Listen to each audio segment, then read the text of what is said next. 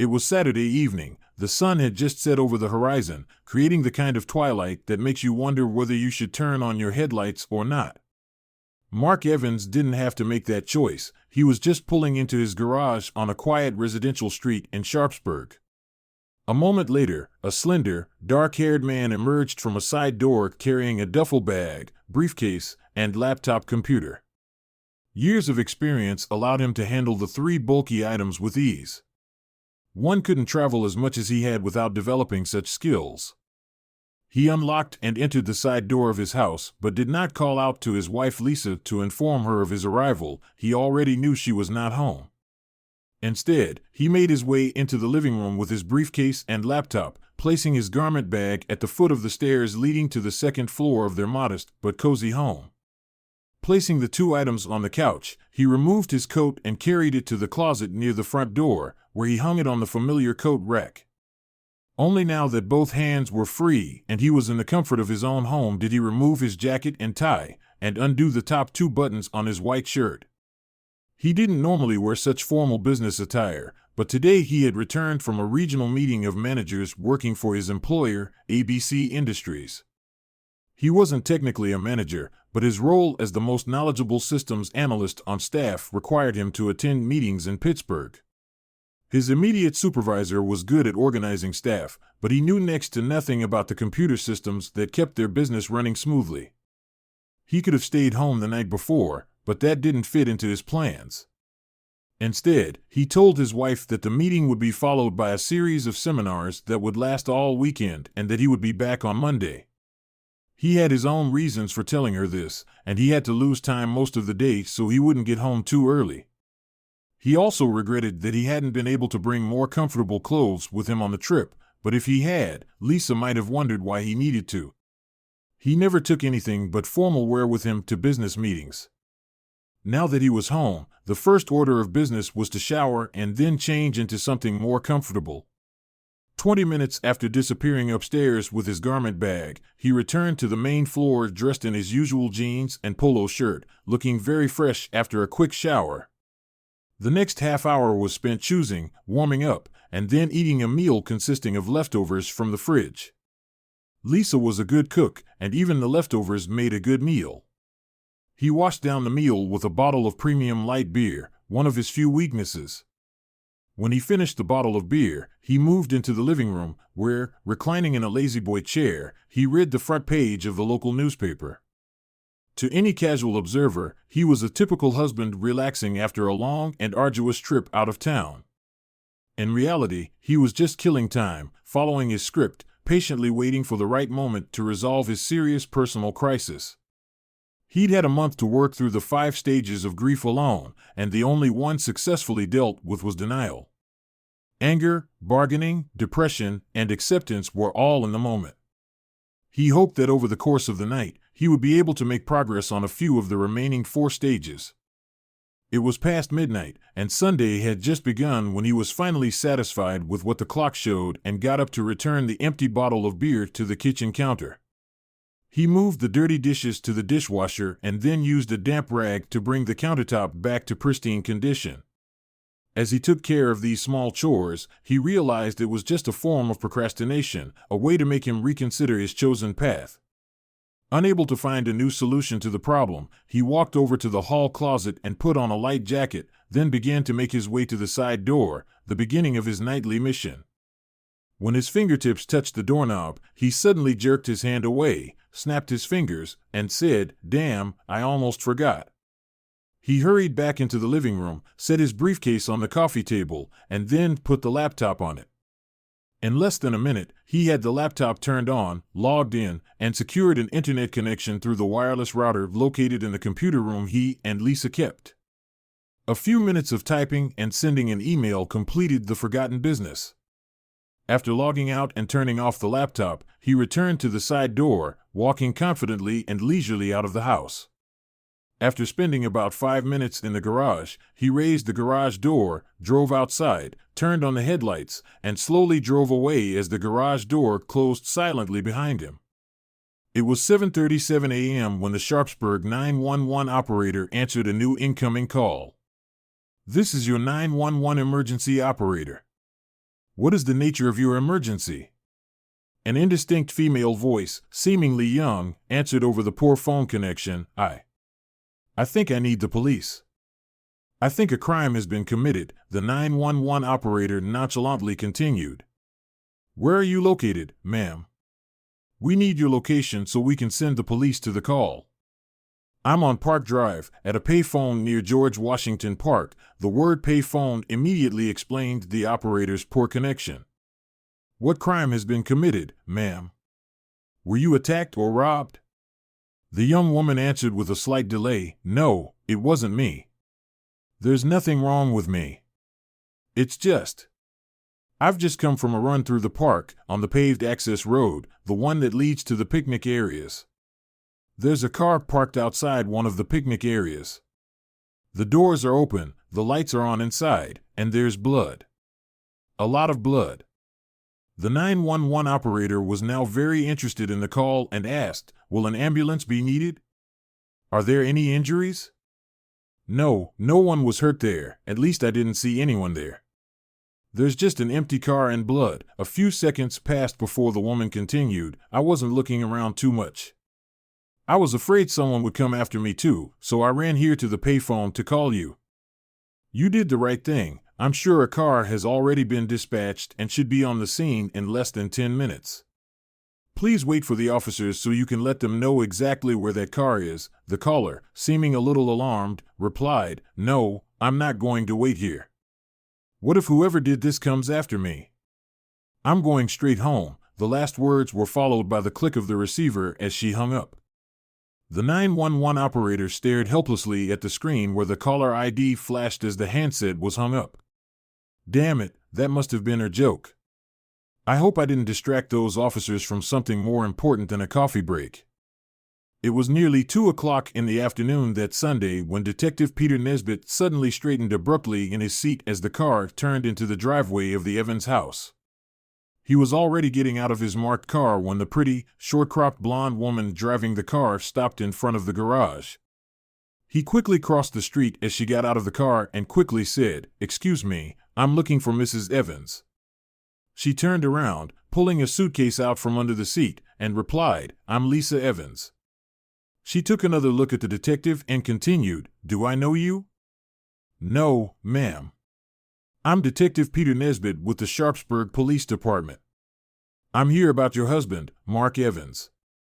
We're trying to locate him in connection with finding his car abandoned in George Washington Park this morning. He quickly returned the photo ID and badge to his pocket. There was serious concern on Lisa Evans's face for a moment, but then it cleared, and she said, Mark is in Pittsburgh. He always leaves his car at the airport when he goes on trips like this, so I don't know how it could have been found in the park. You must be mistaken. By this time, Detective Nesbitt had approached her and continued, No, we're pretty sure it's his car. Both the license plate and the VIN match his registration. Confusion appeared on her face, and she began to walk slowly toward the side door of her house. If it's his car, then it must have been stolen from the airport. I don't know what else I can tell you. The detective was quite insistent and spoke again. When was the last time you spoke to your husband? Could you call him now so we can make sure he's really still in Pittsburgh? Does he have a cell phone you could call? Lisa Evans stopped abruptly and turned to face the detective. She set her overnight bag on the ground beside her and began rummaging through her purse for her cell phone. He called me early yesterday morning from Pittsburgh. If it's okay with you, I'll call him right now. She pressed a few numbers on her cell phone, wanting to show the detective that her husband wasn't in the park. A moment later, a cell phone rang in the detective's jacket pocket. He pulled it out and put it to his ear before saying, Hello, Mrs. Evans. The surprise on Lisa's face was genuine. After a moment, when the shock had passed, she asked, How did you get Mark's cell phone? The detective disconnected the phone and was just starting to tuck it away in his jacket pocket when she said, You have to give me my husband's cell phone. It must have gotten lost. I'm afraid I can't, Mrs. Evans. It's now evidence in a possible major crime. It was found on the floor in your husband's car. Lisa became concerned again and asked, Major crime? What do you mean? Your husband's car was found early this morning in the middle of George Washington Park. The doors were open, and there was a bullet hole. We searched the park thoroughly and found no one who could have been a victim. We really need to find your husband to rule him out as a victim or perpetrator. Could you try calling him at the hotel in Pittsburgh?" Lisa turned toward the house, picked up her briefcase, and said, "Sure, I can do that. The hotel number is in my address book. He always stays at the same Holiday Inn. I'm sure he left his cell phone in his car, and that's why he was there when his car was stolen. Come inside with me, and we'll get to the bottom of this right away." Detective Nisbet followed her into the kitchen and watched as she stowed her briefcase and purse, found her notebook, and quickly dialed a number. Looking absent-mindedly across the hallway into the living room, he distinctly heard the hotel clerk say hello as he watched her hang up the receiver. Back on the phone after hanging up, she turned to the detective and quickly said, "Mark was home. His briefcase and laptop are in the living room on the coffee table." "I don't understand." The detective stepped back with a thoughtful expression and pulled his own cell phone from his inside pocket. He quickly dialed the number and said, "Hi, Dave, it's Pete. I need you to get in touch with the DA on duty. I need a search warrant for the house. We'll need to search the place to decide if Mr. Evans is involved in a crime as a victim or potential suspect. Bring it here as soon as you get it. I'll be waiting." He hung up the phone and sat down across from Lisa. "A search warrant? Why do you need one? You can look all you want, just ask for one. I want you to find my husband." Detective Nisbet looked at Lisa impassively and said, "I want to do things by the book, ma'am. If I do an illegal search and your husband is involved in something illegal, anything I find can't be used in court." Lisa got a little angry and quickly replied, "Illegal? Mark isn't involved in anything illegal. He works with computers, for God's sake. Well, something made him come back to town unexpectedly. Can you think of a single reason why he was here unexpectedly and unbeknownst to you, his wife?" Lisa's face lost color again, and she muttered quietly, "God, no. He can't. Oh no." A somewhat panicked expression appeared on her face, and for a few seconds she was silent, just looking at the detective. Finally, she said, "I have no idea why my husband came home early. All I know is that he's not involved in anything illegal." Her look gradually turned to one of complete panic, and she continued, "Oh my God, Mark could be hurt, lying somewhere waiting for help. You have to find him." Seeing how upset she was, Peter Nesbit's compassionate side took over, and he spoke to her much more gently now. "We don't know anything for sure yet, Mrs. Evans. As a police officer, I have to do the right thing. At the moment, there is no evidence that your husband has done anything wrong or that he is involved in any of this at all. Why don't you make us some coffee while we wait for my partner to get a warrant? There's nothing else we can do right now. All of our on-duty officers are looking for or searching for your husband." His sympathetic tone and comforting words seemed to help Lisa. She began to relax, and the natural color returned to her face. She got up and started making coffee for the two of them.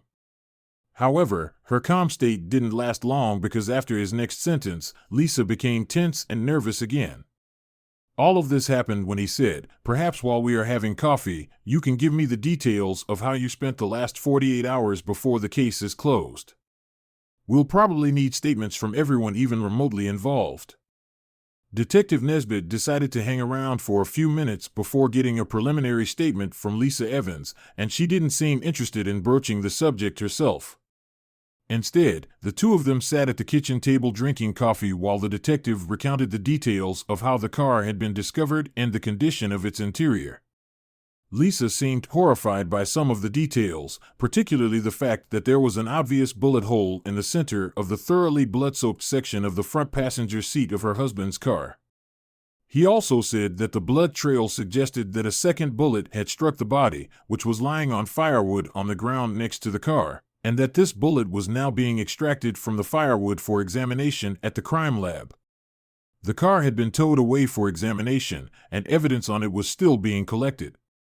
Finally, he reported that the medical examiner and forensic scientist were still examining the scene in detail. They had barely had time to savor the second cup of coffee she had prepared when Detective David Klain, Peter Nesbitt's partner, arrived much earlier than expected with the requested search warrant. He was accompanied by 2 forensic technicians, and soon all 3 new arrivals began a systematic and thorough search of the Evans home, and then Lisa's garage and car. While all this was going on, Detective Nesbitt arranged with Lisa to locate her husband's razor and toothbrush so that DNA could be obtained for comparison with the blood evidence already in evidence throughout the search, especially when it came to the DNA comparison. Lisa was in such a depressed state that Detective Nesbitt was forced to take her into the living room, where he asked her to remain seated on the couch while he and the others finished searching the house. After an hour of fruitlessly searching the house, the detectives decided that the only items they would have to return to the station with, other than the DNA samples, were Mark Evans' briefcase and laptop computer. Detective Nesbitt had already figured out that the computer was password protected, and they wouldn't be able to access it until they found a way around it. "Mrs. Evans, do you happen to know the password your husband used on his laptop?" This question seemed to bring Lisa out of her state of despair and intermittent crying, as it seemed like something she could help with. "It used to be his first and last name, and then his birth year. Try Mark 1971, it should work." Unfortunately, it soon became clear that he had changed his password, as none of the variations of the old password worked. "That's all right, Mrs. Evans. We have experienced computer technicians in our forensics department who will find a way around your husband's password. With any luck, it won't take long." The 2 items were labeled and stowed in the van used by the 2 forensic technicians. Left alone with Lisa Evans, Detective Nesbitt decided to broach the subject of getting a preliminary statement from her again. "So, Mrs. Evans, I need to get some basic information about your whereabouts this weekend. Let's review Saturday morning and your return here this afternoon." He pulled out a notepad and pen and sat down in his chair to write down her description of how she had spent that period of time. Lisa Evans took a deep breath and began, "Well, until noon on Saturday, I just did the usual chores around the house. Mark called me from Pittsburgh around 1 o'clock, or maybe half 1. We only talked for a few minutes. He said he was sorry he couldn't make it for the weekend. After that, I went shopping until about 4:30 and then came home. After dinner, around 7:30 p.m., I went to a friend's house and spent the night. This morning, I got up late, took my time, and got home, as you know, around 2 o'clock. As she explained, she seemed to grow more and more tense, and by the time she finished, she was staring at the floor and clenching her hands into fists. After writing the last word in his notebook, Detective Nesbitt closed it and sat tapping it with his pen for a few seconds before saying, "We may need more details, Mrs. Evans. This is enough for now, but be prepared to provide more details in a closer time if the course of the case requires it." He slipped the notepad and pen back into his pocket and stood up. Detective Nesbitt was about to leave the house to join the others who were searching Lisa's garage and car. He was sure that the house had been completely checked when he suddenly realized that there was one more item he needed. "Oh, Mrs. Evans, do you have any recent full-length photos of your husband? A good headshot wouldn't hurt either. Right now, we only have a picture of him from the driver's license database. It would be good for us to circulate something less official among the patrolmen." Saying that, he walked over to the mantel over the fireplace and looked at a few wedding photos, while Lisa Evans quickly walked over to a book rack, where she picked out a thick photo album. "Here are some nice recent photos, Detective. Take your pick," she said as she returned to her seat on the couch, and the detective sat next to her as she opened the album. On the last page were several very suitable photos for his purposes, and perhaps the best of them all, to Mark's right, was his wife, and to his left was a tall, well-built man with sandy hair. "This one will do," the detective said, pointing to the group photo. "We can cut you and this guy out." After a few seconds, the detective selected another photo, a very good head and shoulders shot of Mark Evans. "These 2 photos will be more than enough for our needs. When Lisa took the 2 photos out of the book and handed them to the detective, he took another look at them and asked, "Isn't the guy in this picture with you and your husband a relative of his? If he has a sibling or parents who could provide a DNA sample, it might help if they can't get anything useful out of a razor or toothbrush." Lisa quickly replied, "No, that's Blake Moore. He's my husband's best friend since elementary school. My husband has no relatives living nearby." Thanking her for the pictures, Detective Nesbitt walked out to join the others in the garage. He left Lisa sitting at the kitchen table, looking wistful and on the verge of tears. He began to think that he felt sorry for the woman and the position she was now in. Her husband was missing and may or may not have been involved in a serious shooting. The fact that she didn't know he was even in town made the detective wonder exactly what was going on. The detectives, along with 2 forensic experts, soon finished searching the garage and the car. It was when the experts were scrutinizing Lisa's car that they noticed something potentially important and certainly suspicious. Bloodstains were found on the gas and brake pedal. When chemically analyzed, they turned out to be blood. The decision was made to have the car towed to a garage for a thorough inspection and testing. While the 2 technicians gathered their equipment and prepared to leave, the 2 detectives stepped aside to discuss their feelings about the case. Detective Nesbitt, standing so that he was facing the side door of the Evans house, turned to his partner. "What's your opinion of Mrs. Evans? I wonder about her now and then. And that positive blood test on the pedals in her car makes me wonder." "Well, as far as Mrs. Evans is concerned, you have an advantage over me. I was just here on a search," replied his partner. "She looked like a typical worried wife, but you know how it is right now. I wouldn't want to put it on the line whether she's involved in something or just being what she appears to be." Nesbitt suddenly began to stalk toward the side door, saying as he went, "Come with me, Dave. Let's see how she reacts when we tell her about the blood we found and that her car is being towed." The 2 detectives walked to the side door, knocked, and entered. Lisa Evans was talking on her cell phone and became very startled when the 2 men entered the kitchen. She quickly disconnected the phone without saying a word to whoever was on the other end of the conversation. "You're back. I thought you were all done." Peter Nesbitt stepped aside so that his partner had an equal opportunity to observe Lisa Evans. "We thought we were done too. However, forensics found blood smears on the brake and accelerator pedal of your car. We're taking your car to the impound lot for a thorough inspection. I hope you don't mind." Lisa looked genuinely shocked as she said, "Blood in my car? How could it have gotten in there? I didn't see any blood anywhere." The 2 detectives watched her carefully, and Nesbitt replied, "That's a question we'll likely want an answer to. At this point, we can't say if it's related to the incident in the park, but if it turns out that the blood matches the blood found there, you can be sure we'll be pushing for answers. Oh, and we'll need the shoes you were wearing today. I wasn't anywhere near the park. I haven't been there in weeks. I don't understand how there could have been blood in my car. Certainly, my husband's car didn't have the blood you described." As she spoke, she reached down and removed the shoes she was wearing, handing them to Detective Nesbitt. She then slumped down in the seat, covered her face with her hands, and began to sob. Both detectives, realizing there was little they could say or do without more information, bid her farewell, leaving her in the same posture, slumped on the kitchen chair. "What do you think, Dave? Is she what she seems to be? A wife who feels strongly about her husband, or do you think that maybe she's just a really good actress? Did you notice she was on the phone when we came in and hung up on whoever it was?" David Klein shook his head and said, "I just don't know, Pete. I just don't know. She seems quite sincere, but you know how these things go. If the blood in the car turns out to be the husband's blood, there's a good chance his spouse was involved. We see it over and over again. Maybe we should make some inquiries about this couple, talk to their friends and neighbors.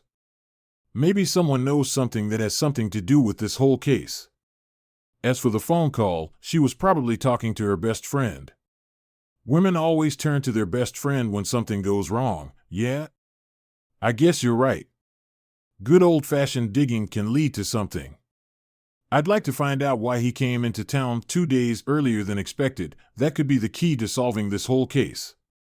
Upon reaching the car, Detective Nesbitt pulled out a plastic evidence bag, put a pair of shoes in it, and sealed the bag tightly. Since the two partners arrived separately, they each had their own car. As they drove back to the station, each alone, they individually tried to make sense of the clues that had been presented to them. Unfortunately, neither of them had enough to come up with anything better than what they had already discussed. For the rest of the shift, both of them were busy writing reports and other paperwork. No new information came out of the lab before they left for home, so all they had to do was mull over what they had already learned that day. The next morning, Peter and Dave arrived half an hour early. It was obvious that the Mark Evans case was high on their agenda. Fortunately, their dedication to their work was rewarded. They were greeted by a stack of reports from the forensics and medical examiner's office. It took them an hour to read through the reports, passing them to each other as they digested the information they had received. Once they were done with what awaited them, they both realized that there were more reports to come. Looking over one of the reports, Peter Nesbitt said to his partner, "They seem to be pointing in the same direction, don't they? But it looks like there are a few more reports ahead of us this morning, so I don't think we should rush into it. I'd hate to let things go to waste." David Klein nodded as his partner spoke and replied, "I think you're right. Let's see if they can extract anything else from the computer. In the meantime, we can go out and talk to his lawyer and some of the people he's been working with. I'm not sure we have enough probable cause to make an arrest yet. We need to take some formal statements before we talk to the DA." Both men were in complete agreement with each other and went to the office of Attorney Mark Evans just after 9 o'clock in the morning. Like everyone in the legal community, Robert Graham didn't want to appear biased against the police, especially during an investigation. He was quick to give them a few minutes of his time. "You do realize that I can't discuss anything pertaining to my client's legal situation, so let's hear what you want from me so I can decide whether or not to answer your questions." The lawyer leaned back in his chair and waited. Detective Nesbitt spoke quickly, not wanting to waste too much of the attorney's precious time. "We have several emails here that we obtained under a search warrant from Mark Evans's computer. Could you please confirm their receipt? We just need to know that these emails were actually sent to you in the last couple of weeks. We want to be sure they're not just rough copies." He held out 4 pieces of paper to the lawyer. The lawyer quickly looked over each one and then replied, "It appears that these are indeed originals. I can confirm receipt of each of them." He handed them back to the detective, who immediately stood up and said, "Thank you, Mr. Graham, that's all we need. We can't make decisions about the investigation based on what these letters tell us without some sort of confirmation that they are genuine." The two detectives walked out of the office exchanging smiles and headed to their car. As they drove to ABC Industrial, Peter Nesbitt said to his partner, "Like you said yesterday, situations like this usually involve the spouse. However, we have a few more bridges to cross." When they arrived at Mark Evans's place of employment, both detectives were quickly ushered into the office of his immediate supervisor. This time it was Detective Klein who did the talking. "We're investigating the discovery of an automobile in George Washington Park yesterday. You probably read about it in this morning's paper. The car belonged to one of your employees, Mark Evans. We have a few questions that you may be able to help us with." Mark's boss quickly assured them that he would do his best to help them. He said that Mark was considered a very valuable employee and any that could be done to solve the mystery of his abandoned car would be perfectly acceptable. "First, I would like to know if Mark will be staying in Pittsburgh until Friday night. He reportedly had seminars scheduled for Saturday and Sunday. We need to know if that's the case." His boss quickly replied, "Mark certainly didn't have any events scheduled for the weekend." "I fully expected him to be back Friday night." Detective Klein nodded, made a note in his notebook, and continued, "Have you noticed anything about Mark that seemed a little off lately? We're wondering if he might have had something on his mind, something that stood out." The man sitting at the table thought for a moment, then replied, "Mark seems to have been carrying more on his shoulders lately." I asked him a couple of weeks ago if he was having any problems. At that time, he replied that everything was fine. I've also noticed that he's been brooding a lot. I just assumed he was working hard solving our problems, but I think he might have other concerns." The detectives thanked him and then quickly headed back to their car. A picture was emerging, and both knew that by the end of the day, there was a good chance that they would be able to make significant progress on the case. By late morning, they returned to the office and found that the preliminary DNA results had been received. In addition, there was a strange-looking box with wires dangling from it on the desk, and the forensic report was on top of it.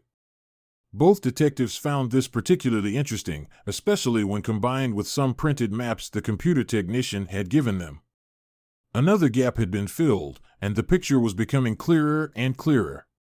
Taking their accumulated information, printouts, and a notepad, they went to spend a couple of hours in one of the empty interrogation rooms. By the time they came out, they thought they had a pretty good understanding of what had happened in the park, although there were still some very large gaps in the matter. They decided it was time to pay another visit to Lisa Evans. This time, they felt they had enough information to ask her some tough questions. Depending on the answers they received, there might be a reason to call her in for an official statement. The detectives pulled up to the Evans house a little after 3 o'clock in the afternoon. They didn't call ahead, fearing that she would have time to prepare for their arrival. They wanted to take her by surprise. They went to the front door and rang the doorbell as any normal visitor would. Lisa Evans seemed more than a little startled when she saw the two of them standing at the door. "Detectives, have you found my husband? I call the sergeant every 2 hours, and he keeps saying I have nothing to report," Detective Nesbitt replied. "No, we haven't found your husband yet. However, we have made some progress. We would like to come in and ask you a few questions if you don't mind." Lisa Evans looked a little embarrassed, but then stepped back and said, "Sure, come on in. I'll do my best to help you find Mark." She walked into the living room, and the two men followed her. When she sat down on the couch, each of the detectives took a seat in one of the chairs across from her. Detective Klein, opening his notebook, began the conversation by asking, "Is there anything you want to tell us about your relationship with Blake Moore?" Both detectives decided that such a question asked head-on might cause Lisa Evans to reveal something she might prefer to hold. The decision was immediately vindicated when Lisa Evans quickly turned white and said, What do you mean about my relationship with Blake? He's my husband's best friend. He's always hanging out with Mark, but he's just my friend." Her eyes darted back and forth between the two detectives. Now, Detective Nesbitt joined in. "Are you or are you not having an affair with Blake Moore?" The detective had asked the question calmly and evenly, and now sat waiting for an answer. It was unlikely, but both detectives later agreed that she seemed to grow even paler with the second question. Her mouth silently opened and closed several times before she said, "Absolutely not. How can you come here and ask me such questions?" Both detectives immediately stood up, and Detective Klein said, "I think you're going to have to make your way down to the station. We're going to take a formal statement from you." Lisa clearly began to panic. "What? I'm under arrest? Why do I have to go to the station with you?" "You're not under arrest yet. We have reason to believe that you have not been forthright with us, and we want an official statement from you. You'll be able to ask for an attorney if you want one." Lisa frantically shifted her gaze from one detective to the other and quickly replied, "I don't need a lawyer. I haven't done anything. If you want me to come down to the station to answer your questions, fine. I will. I will do whatever it takes to help you find my Mark." Lisa Evans stood up quickly to escort the detectives to their car for the trip downtown. She was walking ahead of them, so she didn't notice Pete giving Dave the thumbs-up sign. After placing her in the back seat, the two men took their seats in front and drove back to the police station in silence. Arriving at the station, the detectives slowly led Lisa Evans upstairs to an interrogation room and then into one of the empty interrogation rooms. They chose the darkest room they could find. It needed to be repainted and new furniture put in. They wanted to create as negative an environment as possible. We'll ask you to wait here for a few minutes while we gather our documents. Are you sure you don't want to talk to a lawyer? Detective Nesbitt was giving her every opportunity to make a decision, but this time she refused, shaking her head quickly. She still looked very beautiful against the dreary surroundings, though her blue eyes were full of tears. She sank heavily into one of the chairs, and the detective left the room, closing the door behind him. Make sure both cameras are on for the entire time we're with her. I need a good recording of everything that's going to be said in there. I have a feeling we're going to solve this case, and I don't want to miss a word of what she's going to say. Detective Klein was talking to his commanding officer, the man who would be recording and personally testifying to what was said in the interrogation room. Just then, Peter Nesbitt walked up with a backlog of files. He was contemplating the upcoming interrogation of Lisa Evans and said, "Let's have a coffee first, let her have a little time to reflect." Everyone quickly agreed, and the three men left to spend the next 20 minutes in the staff coffee shop discussing the case and how they would handle her interrogation. Life does not run in a single linear rhythm. Countless events occur in overlapping timelines. While the two detectives were talking to Mark Evans's manager that morning, a volunteer on the other side of town answered the Crime Stoppers phone. "Good morning, this is your local Crime Stoppers office. We pay up to $1,000 cash for good tips on solved crimes. How can you help us fight crime? Please be advised that this call is being recorded." There was no answer for a few seconds, and the volunteer sitting at the phone figured there was no one there. But before she hung up, an older man said, Is this the place where I can get money if I help the police?" "Well, sir, it depends on what you tell us, the type of crime, and how much the police think you contributed to solving it. Do you have any information about the crime?" There was silence again for a few moments before the caller spoke. "So now I don't get the money, I have to wait. What if the cops want to trick me out of my money? What then, huh?" "Well, sir, we need to know for sure that you helped. The money isn't coming from the police, so they have no reason to try to scam you, sir. Why don't you tell me what you know, and I'll give you the code number for later. You can call me back in a few days, and I'll tell you if the information helped and how much it will cost." The man got a little indignant. "I need the juice now. I need the money now." "Well, sir, that's the way it is." "What do you mean you need juice?"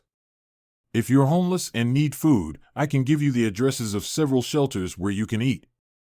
"I don't need any damn food. I need juice, you know, grape juice that sells for $5 a bottle." The woman grinned to herself but said to the man, "I'm afraid I can't help you now. But if you have good information, you could probably afford many bottles of grape juice." "Okay, I'll wait. I saw someone throw a gun into the river. I was under the 3rd Street Bridge just minding my own business on a Sunday morning. At least I think it was a Sunday morning when some guy pulled up to the public access point. When he came out, he had a shotgun and 2 shovels in his hands. He threw it all into the river right in front of me. I was terrified, I'll tell you. I was sure he was going to see me and shoot me with the gun." The cameraman was mildly interested in what the old man had told her, and she asked, "Was this in the parking lot on the east side of the 3rd Street Bridge? Did he throw them in the water?" "Yes, that's the place, and no, he just threw them over the end of that little dock there. They shouldn't have any trouble finding the weapons." He hesitated before adding, "I can describe him too. He was large, with blonde hair. Not just blonde, but blonde. And his car, it was dark blue. The license plate started with ACSS, but I forget the rest. Jimmy came over with juice and shared, so I forgot part of it, but the rest of it is correct. I lived in Arizona, and at one time, I had a Chevy Impala SS. That's how I remember it." The woman had written down all the information and was now ready to end the conversation. "Well, sir, I think I have everything we need. I will now give you a number for you to memorize. The number is 127.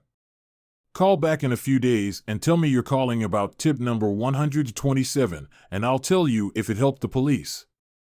We might even find out how much that information is worth. If it's worth money to you, we'll tell you where you can pick it up anonymously." The call ended quickly, and the Crime Stoppers operator relayed the information to the police liaison officer, to whom she reported. That person decided that they would send out a diver as soon as possible, since getting guns off the streets was one of the mayor's top priorities. As it turned out, the police diver arrived on the scene in no more than an hour, and it took only a few minutes to find 3 items thrown into the river. Reports were completed and then forwarded to Crime Stoppers by 2:30. The shovels were at the property clerk's office, and the gun was turned over to the crime lab to see if it matched any unsolved crimes in the city. When the gun was turned into the lab, it was quickly noted that the caliber and type of jacketed ammunition still in the gun matched perfectly with the recent crime scene in George Washington Park. Within minutes, the gun was inspected in detail, and a test bullet was fired for comparison. It was immediately apparent that it matched a bullet recovered from a bundle of firewood found in the park. A report was immediately sent upstairs to the detectives handling the case, and a technician went to retrieve the 2 shovels from the property clerk. Just as different chains of events can run parallel, they can also intersect, and that's exactly what happened when the detectives and their commanding officer walked out of the staff coffee shop. They were met outside the door by the clerk who was delivering the ballistics and Crime Stoppers reports. "Detectives, I was just bringing this information to you. We have the gun that was used in the George Washington Park shooting. The attached Crime Stoppers report also has some information for you. It might even lead you directly to the perpetrator." The smirking clerk at the crime lab handed both reports to the surprised detectives and headed back to his department. Detectives Klein and Nesbitt took turns reviewing the 2 reports.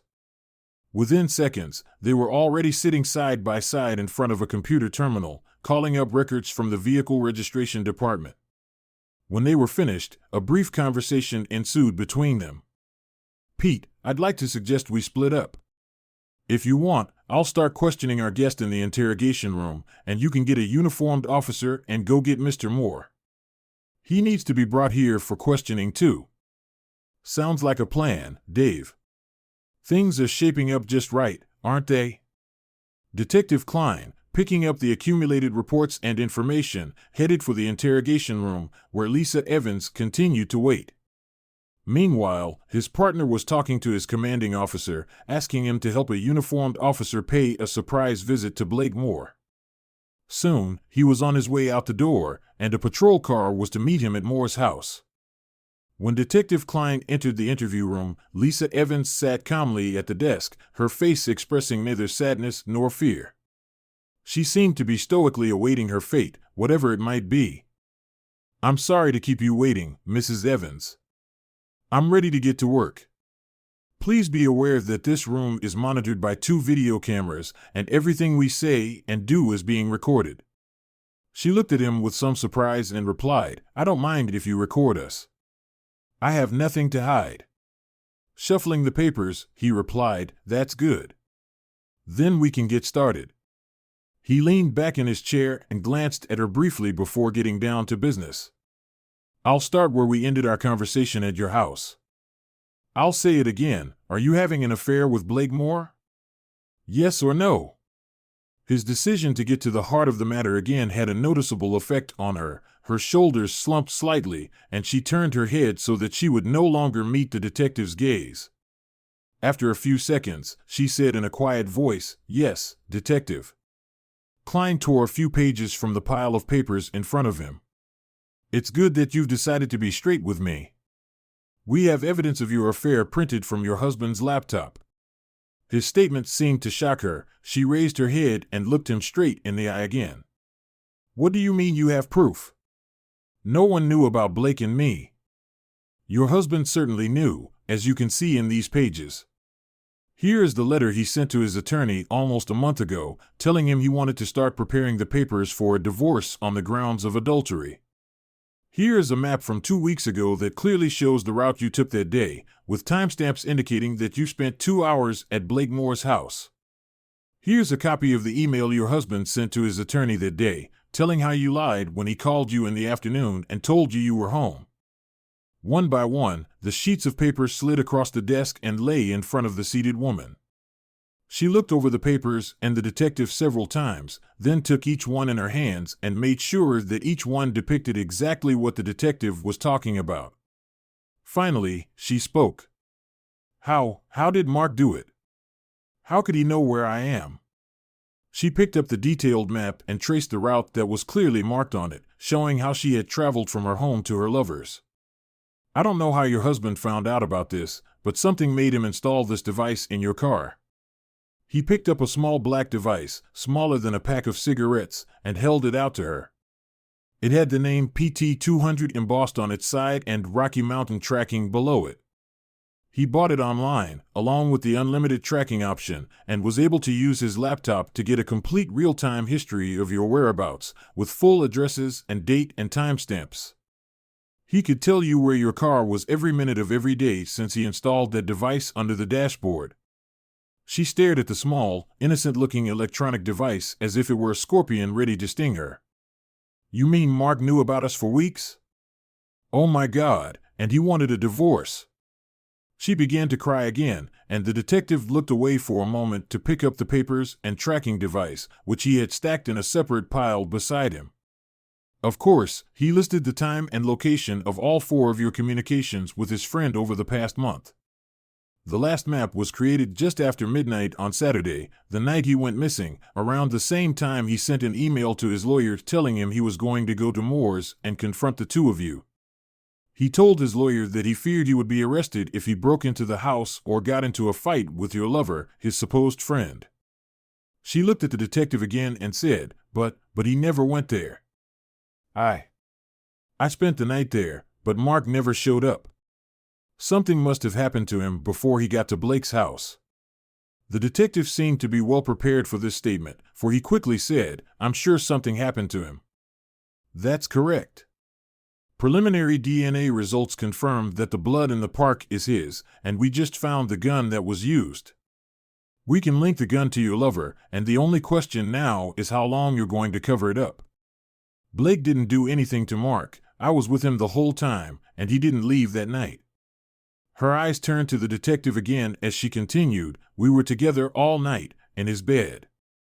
The detective pulled a few more pages from his stack and said, we have more. The blood in your car and on your shoes, I might add, also belongs to your husband. My partner is on his way to pick up Mr. Moore now, and we'll soon find out if his story matches yours. There's a little thing called prosecutorial discretion. Whichever one of you 2 tells us what really happened and where we can find your husband's body, we'll get a better offer at sentencing. He handed her the blood test reports across the table, but she barely glanced at them. Mark is not dead. He can't be dead. I love him. I need him, she sobbed again, clearly very upset. Blake will tell you the same thing I did. If my husband got hurt in the park, we had nothing to do with it, she continued, hiding her face with her hands as she cried. She clutched a crumpled and very wet handkerchief in her left hand. Detective Klein gave her a few minutes to compose herself. In the meantime, he again picked up the reports lying before her and selected a few more with which he intended to shock her. When she seemed to come to her senses a little, he said, there is no doubt that your husband is dead. The medical examiner has thoroughly examined the scene and has concluded that, based on the blood loss and the fact that your husband was not treated at any facility in the county, there is a greater than 95% chance that he is dead. He handed her across the table the appropriate report and several 8x10 photos of the gory scene. One of the photos touched her elbow, and she took her hands away from her face to look at it. Every square inch of the photograph seemed to be covered in blood, though it was actually somewhat smaller. She immediately burst into tears again, and the detective checked his documentation once more before gathering everything into a pile, picking her up, and heading for the door. I'll leave you alone for a few minutes so you can come to your senses. You're really not doing yourself any favors by not taking responsibility for what happened, Detective Klein said, placing the stack of evidentiary reports on his desk. He shook his head as he passed his commanding officer and made his way to the break room for a fresh cup of coffee. His commander continued to glance periodically at the monitor that displayed the interior of the interrogation room, making sure that the female detainee remained intact. As he left the station, Detective Nesbitt immersed himself in thoughts about the Mark Evans case. Apparently, they had gathered enough information from the forensics department to solve it soon. He also pondered whether Blake Moore would still be in town if he had any idea how much evidence the department already had. He pulled up to Moore's house almost at the same time as the patrol car that was supposed to back him up. The two policemen knew each other and exchanged pleasantries as they headed for the front door. Detective Nesbitt was almost surprised when a knock was quickly answered by Blake Moore. The man eyed the two strangers at his door curiously, one wearing a police uniform and the other holding a badge and ID. "Yes, officers, what can I do for you?" Blake Moore asked. The detective quickly replied, "I'm Detective Nesbitt, and I'm here about the disappearance of Mark Evans. We'd like you to join us at the station for questioning. We have Mrs. Evans there right now, and questions have arisen that will require your participation." The tall, well-built, and rough-looking man quickly asked, "Am I under arrest or something? I know that Mark is missing as I have spoken to his wife. However, I'm not quite sure what you think I can tell you about that. We have a number of questions that we think you may be able to help us with. If you don't mind, we'd like you to come with us," the detective said. Blake Moore seemed too stunned to offer any real resistance to their request and quickly joined them on their way to an unmarked car driven by Detective Nesbitt. Once there, he calmly accepted their invitation to sit in the back seat and was not at all surprised that both the detective and the uniformed officers sat in the front seat. Department protocol required that when dealing with a potentially violent suspect, two police officers be brought in for backup. The detective first turned to his uniformed partner. "We'll have one of the patrol cars take you to a patrol car," he said. Later, when the formalities were over, Detective Nesbitt turned to Blake Moore and asked, "Tell me, Mr. Moore, how well do you know Mrs. Evans?" Their passenger quickly replied, "She's just Mark's wife to me. I've known her since he met her." "Why do you ask?" "Just wondering, sir." "What do you do anyway, Mr. Moore?" Blake Moore seemed to relax a little when the question was asked and replied, "I have a small landscaping company, Moore's Landscaping. We do a lot of commercial work. You've probably seen some of them, as we've even done work for the city." Their conversation continued until they arrived at the police station, where Blake Moore was escorted to an interrogation room next to the one where Lisa Evans was being held. He too was asked to wait alone while the detective gathered up the folders that Detective Klein had placed on his desk a few minutes ago. Within a couple of minutes, a conversation had already begun between Blake Moore and Detective Nesbitt that was entirely consistent with the interrogation of Lisa Evans that had just ended. At first, he denied that he was having an affair with Lisa Evans, but the emails and surveillance reports soon had him changing his viewpoint. He quickly admitted that they had an affair that lasted almost 4 months. He adamantly denied that they had done anything to Mark Evans and insisted that neither of them had left his home the night Lisa's husband disappeared. As Detective Nesbitt continued to press, the suspect categorically denied his involvement in Mark Evans's disappearance. A new theory about what happened in the park was floated. "I had nothing to do with anything that happened in that park. If Mark had found out about Lisa and me, he probably would have gone into a rage, and there's no telling what he might have done. He might even have hired his own killer, paid him to make it look like Lisa and I were involved. He and I had a history of things like my relationship with Lisa," Moore said. "What do you mean, Mr. Moore?" "We have the gun that was used, and the witness described you and your car and stated that you were responsible for throwing the gun in the river. He even gave most of the license plate number of your car. Don't try to make up a fairy tale that Mark Evans committed an elaborate suicide to frame you and his wife," the detective responded. Moore became very agitated and replied, "You don't know Mark. He and I have been best friends since elementary school, but I've known for years that I'd rather not mess with his girlfriends and now his wife. We were seniors in high school, and I did it once. I took out one of his girlfriends behind his back, and when he found out later that I entertained her while they were dating, he got so mad he scared me. I'm much bigger than him and I've always been stronger, but he scared me. He then warned me that he wouldn't tolerate it anymore and that I would be a dead man. The detective listened to this statement with faint amusement on his face. So you're saying that you were actually afraid of what he would do if he found out, but you had fun with his wife anyway. That doesn't make any sense, he said. Moore said more calmly, silly, isn't it? I just couldn't resist her. It slowly built up between us over the years, and finally, a few months ago, I made a serious move on her. We've been seeing each other periodically ever since. I can't imagine how he could have guessed. We've been so careful. The detective looked through the stack of reports before continuing, yeah, it was stupid. Sometimes I think half of our murders and suicides involve stupidity like that. The old eternal triangle.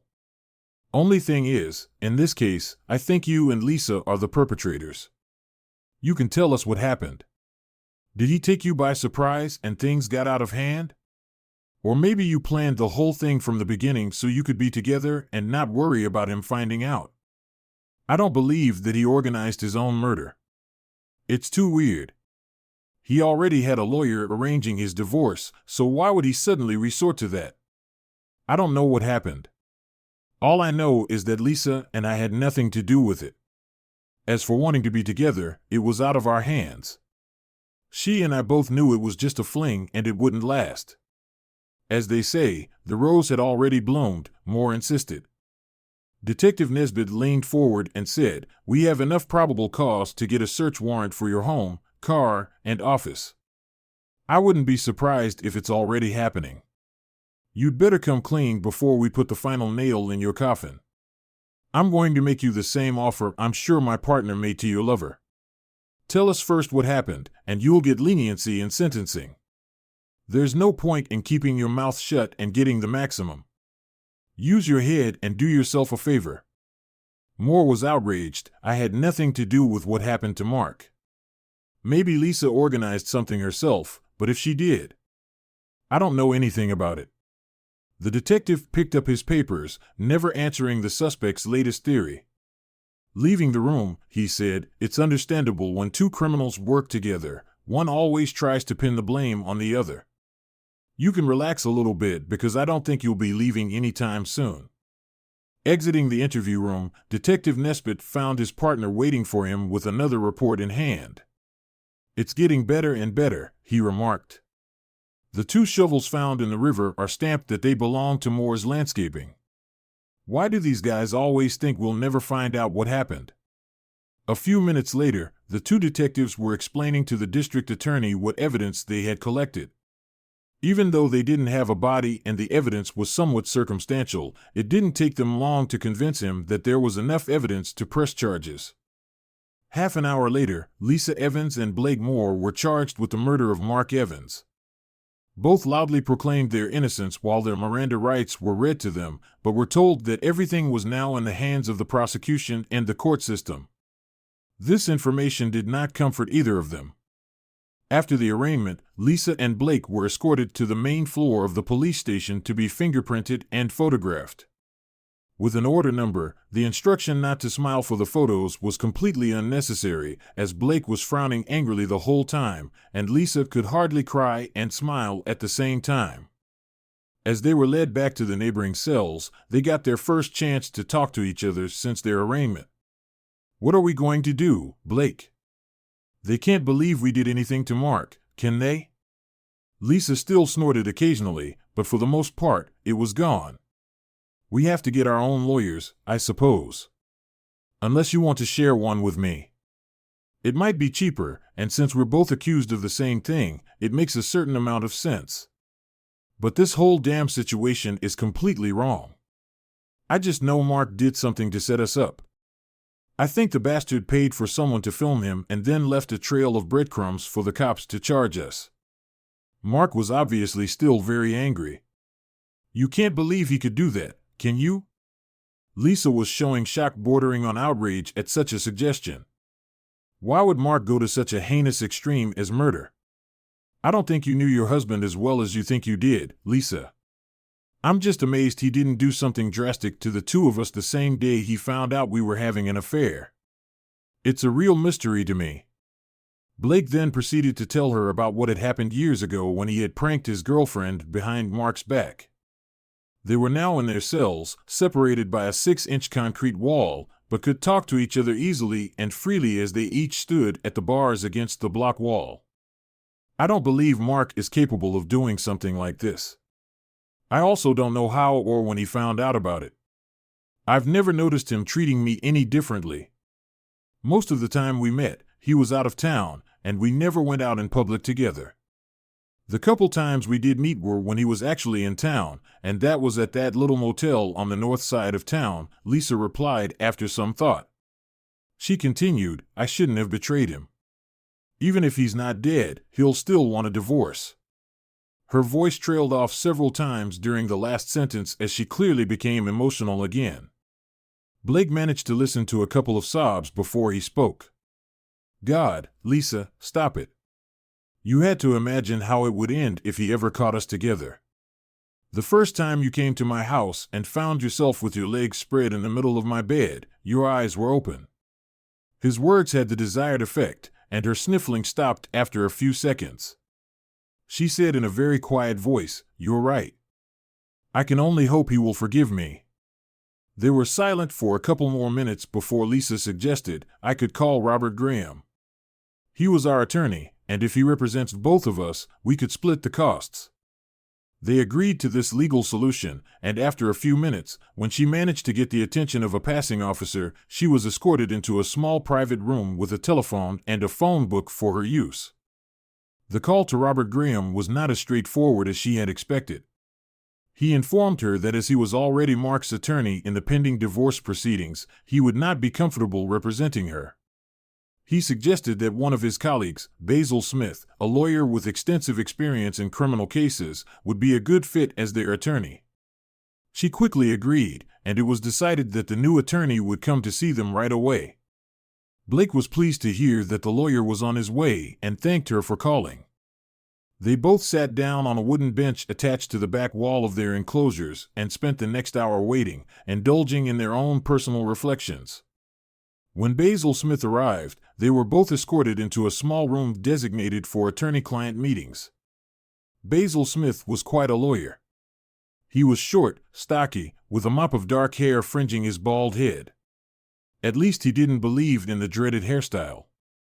A dark blue pinstripe suit completed the image of a 50-year-old legal professional. The introductions were quick, and the two nervous prisoners waited while he carefully scanned the copies of documents detailing the charges against them that he'd been handed upon arrival. Once he was done with that, he raised his head to look at his two new clients in turn and said, So, you're both charged with the murder of Mark Evans. What can you tell me about what the arresting officers told you? Both, you first, Mrs. Evans. Just the big picture, please. I just want to have some idea of what we have. Lisa began to recount in abbreviated form what had happened since Detective Nesbitt had met her in the driveway on Sunday afternoon. By the time she told about being fingerprinted and sketched, she was crying again. Between sobs, she ended her statement by saying, I had nothing to do with what happened in that park. I love Mark. I couldn't hurt him.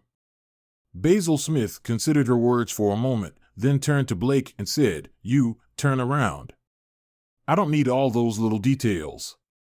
Blake Moore briefly recounted what had happened since the police had arrived at his home that afternoon, and his story was far from tearful. He ended his story by saying, Lisa and I had nothing to do with Mark's disappearance or what happened in the park. I told Lisa and the police officers the same thing, and now I'm going to tell you. Mark Evans organized this somehow. I believe he paid to have it taken out, and part of the deal was that whoever did the job agreed to frame Lisa and me. He glared at the lawyer as if challenging him to disagree with his explanation. When Blake repeated his certainty that Mark was dead, Lisa began sobbing again. The lawyer cast a brief glance at her, then said, This is not the time to argue our case to each other. First of all, we need to consider what we can do to get you both out of here. We have to consider your bail. From what you both have told me, and from what I see in this set of charges, I believe they will ask for bail of about $100,000 for each of you. Will bail be a problem? Lisa looked shocked and asked, Will I need $100,000 for bail?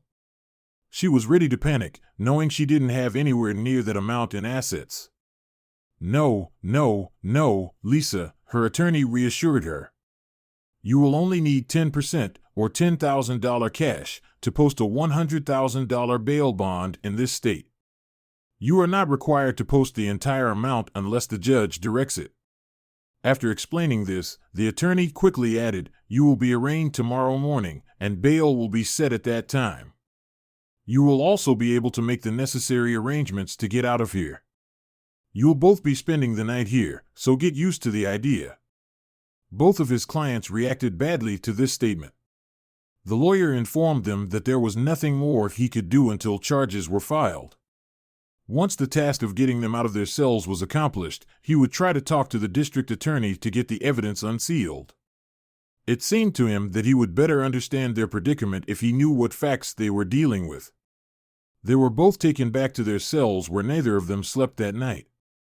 They were each given greasy takeout food for dinner, one blanket for the night, and loud cellmates. In the middle of the night, none of them looked particularly trim. When they met with their attorney the next morning at 10 o'clock before their first court appearance, none of the court staff, not even the judge, seemed particularly concerned about their appearance. Their pleas of not guilty were accepted, and bail was set at the expected $100,000. Since Blake had both a home and a business, he was able to quickly negotiate a $10,000 bond with the court and was back on the street by early afternoon. Lisa, however, was less fortunate. Unlike Blake, she didn't have sole ownership of their home, so that was out of the question. To her shock, she discovered that the savings account she expected to have over $20,000 in was now empty. Without it, she could not get the required bond and ended up calling her parents in desperation. Explaining to her parents the need for bail was one of the most difficult things she had ever had to do. Only after much persuasion on her part did they finally agree to reimburse the court for the missing $10,000. By the time Lisa had secured her parents' help, it was too late to do the final paperwork, and she spent a second night in a cell. This time, her roommates were a pair of slightly tipsy prostitutes. She spent most of the night sleepless, hunched in a corner covered by a single blanket. By noon the next day, with all financial matters resolved, she was finally allowed to leave the station and return to her empty house. She immediately showered, got into bed, and ignored the few phone calls that came in, leaving the answering machine to take care of them. The next month went by rather quickly for the two defendants. In the first few days, Lisa learned that the money missing from the bank account she and her husband shared had been withdrawn by him about 10 days prior to her disappearance. Her attorney discovered that an email had been sent to his partner, Robert Graham, in which Mark explained that he was withdrawing money from the account in cash so that his wife would not be able to forfeit his legal share when she received the divorce papers. There was no indication of what he did with the cash, although his message said that he would give up his share once an appropriate agreement was reached with Lisa on the terms of their divorce.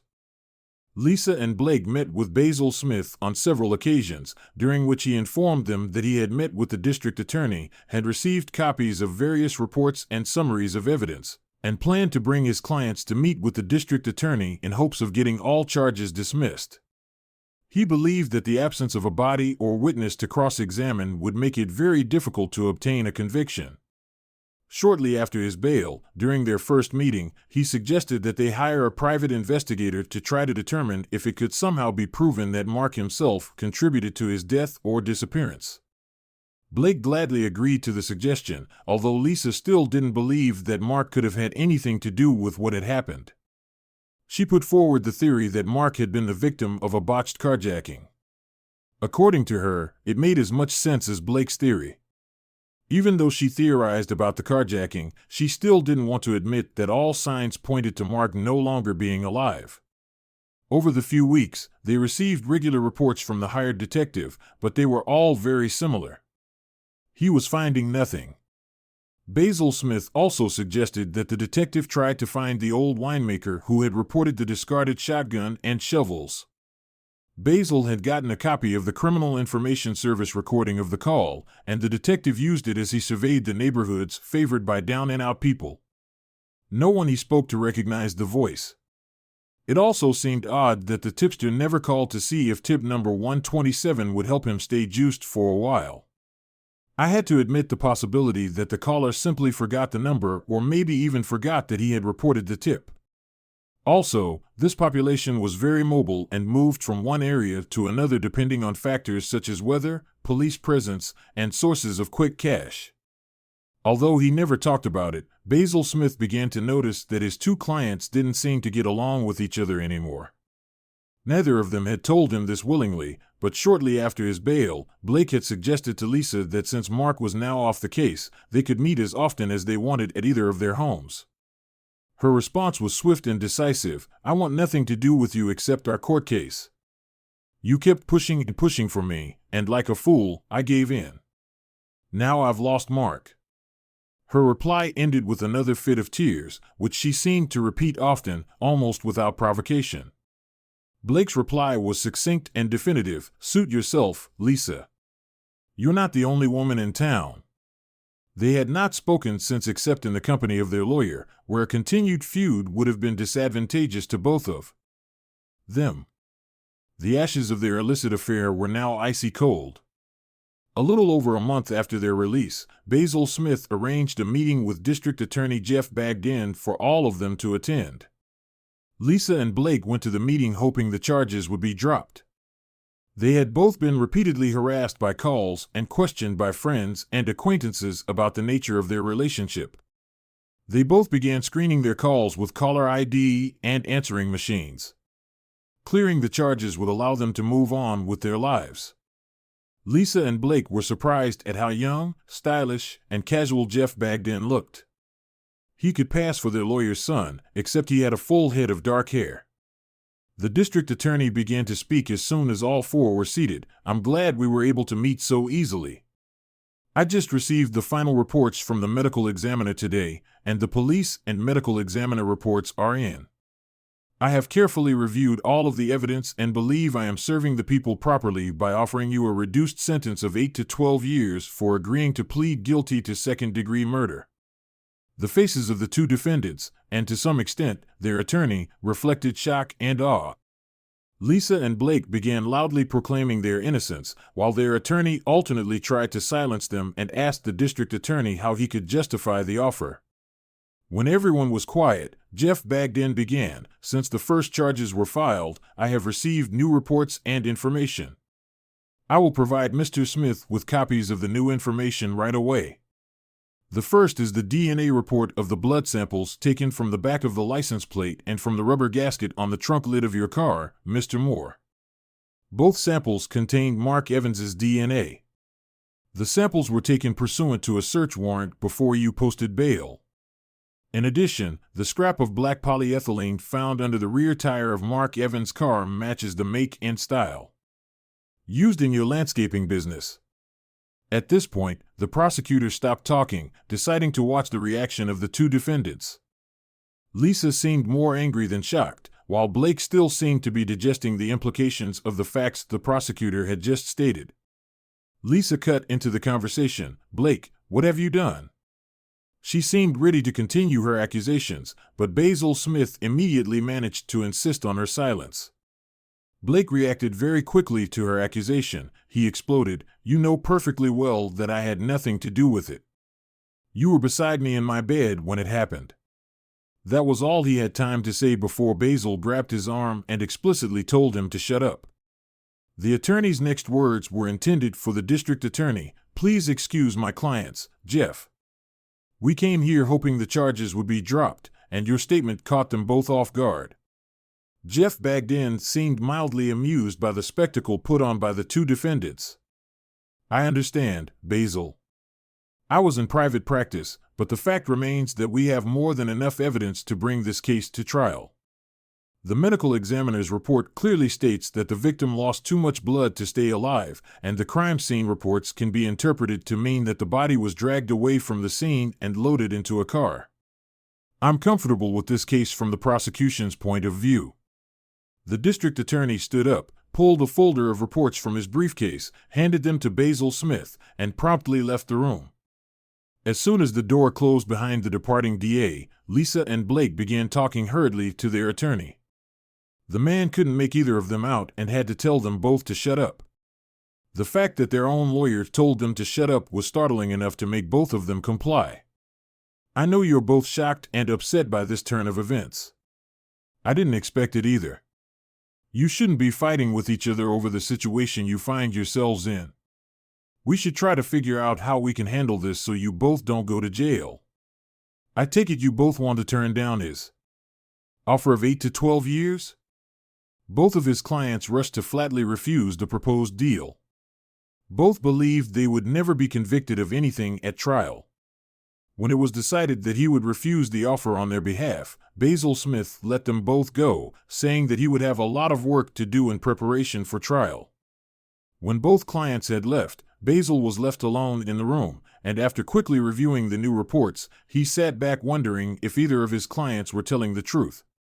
Technically, it didn't matter. He would protect them regardless of the state of their souls.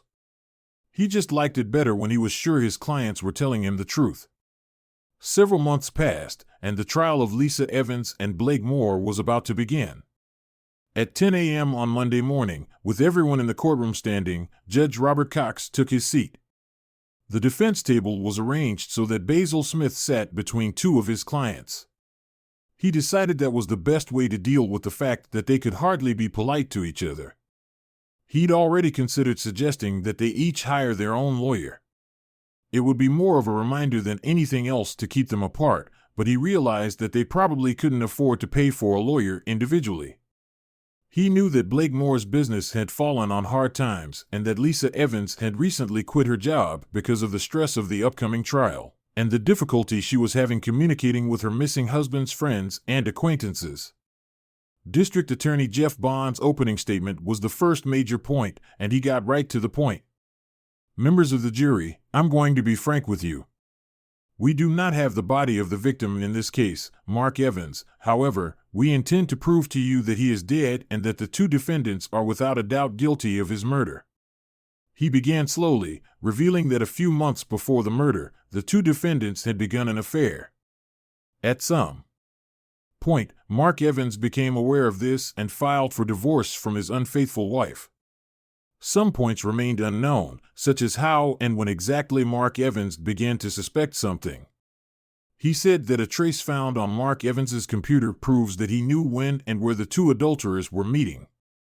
There were emails that documented his success in tracking the two defendants, organizing his finances in anticipation of divorce, and finally, a message showing his intention to meet with the two defendants.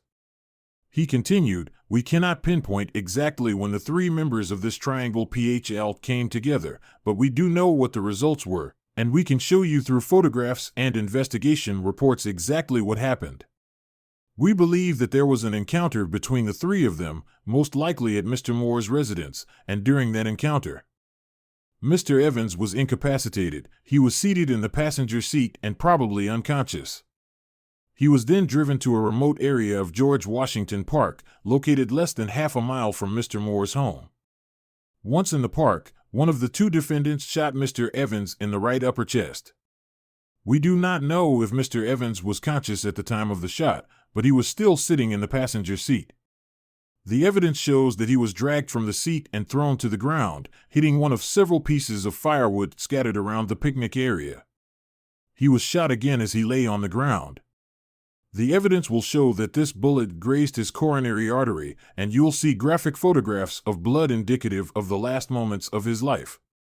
At this point, Lisa Evans lost her composure, and it was only after several warnings from Judge Cox that her attorney finally managed to get her client under control so that the district attorney could continue her opening statement. The circumstances are dire, as evidenced even by the defendant's reaction. There was a pause for dramatic effect before continuing. After Mr. Evans was shot a second time, he was wrapped in a plastic shroud, dragged from the picnic site, and unceremoniously loaded into the trunk of Mr. Moore's car. He was driven to a location unknown to us and buried. Ms. Moore took the murder weapon, as well as the shovels used to make Mr. Evans's grave, and dumped them in the river. We were fortunate that a concerned citizen saw this happen and reported it through Crime Stoppers. Police were able to locate the murder weapon and the tools used to kill Mr. Evans through expert investigative techniques and accurate forensic analysis. It was possible to prove that both defendants were at the scene of the crime. The blood of the deceased was found on the exterior of Mr. Moore's car, transferred as the unfortunate Mr. Evans was being loaded into the trunk. Lisa Evans may also be implicated in the crime. Her husband's blood was found in her car and on the shoes she wore that day. The defense will argue that the two adulterers were nowhere near the scene of this horrific crime. How will they be able to prove that? By their own testimony, of course. Each of them will claim that the other was with them at the time of the murder and therefore could not have been involved. I am sure that this self-serving testimony will not distract you, the jury, from finding them guilty.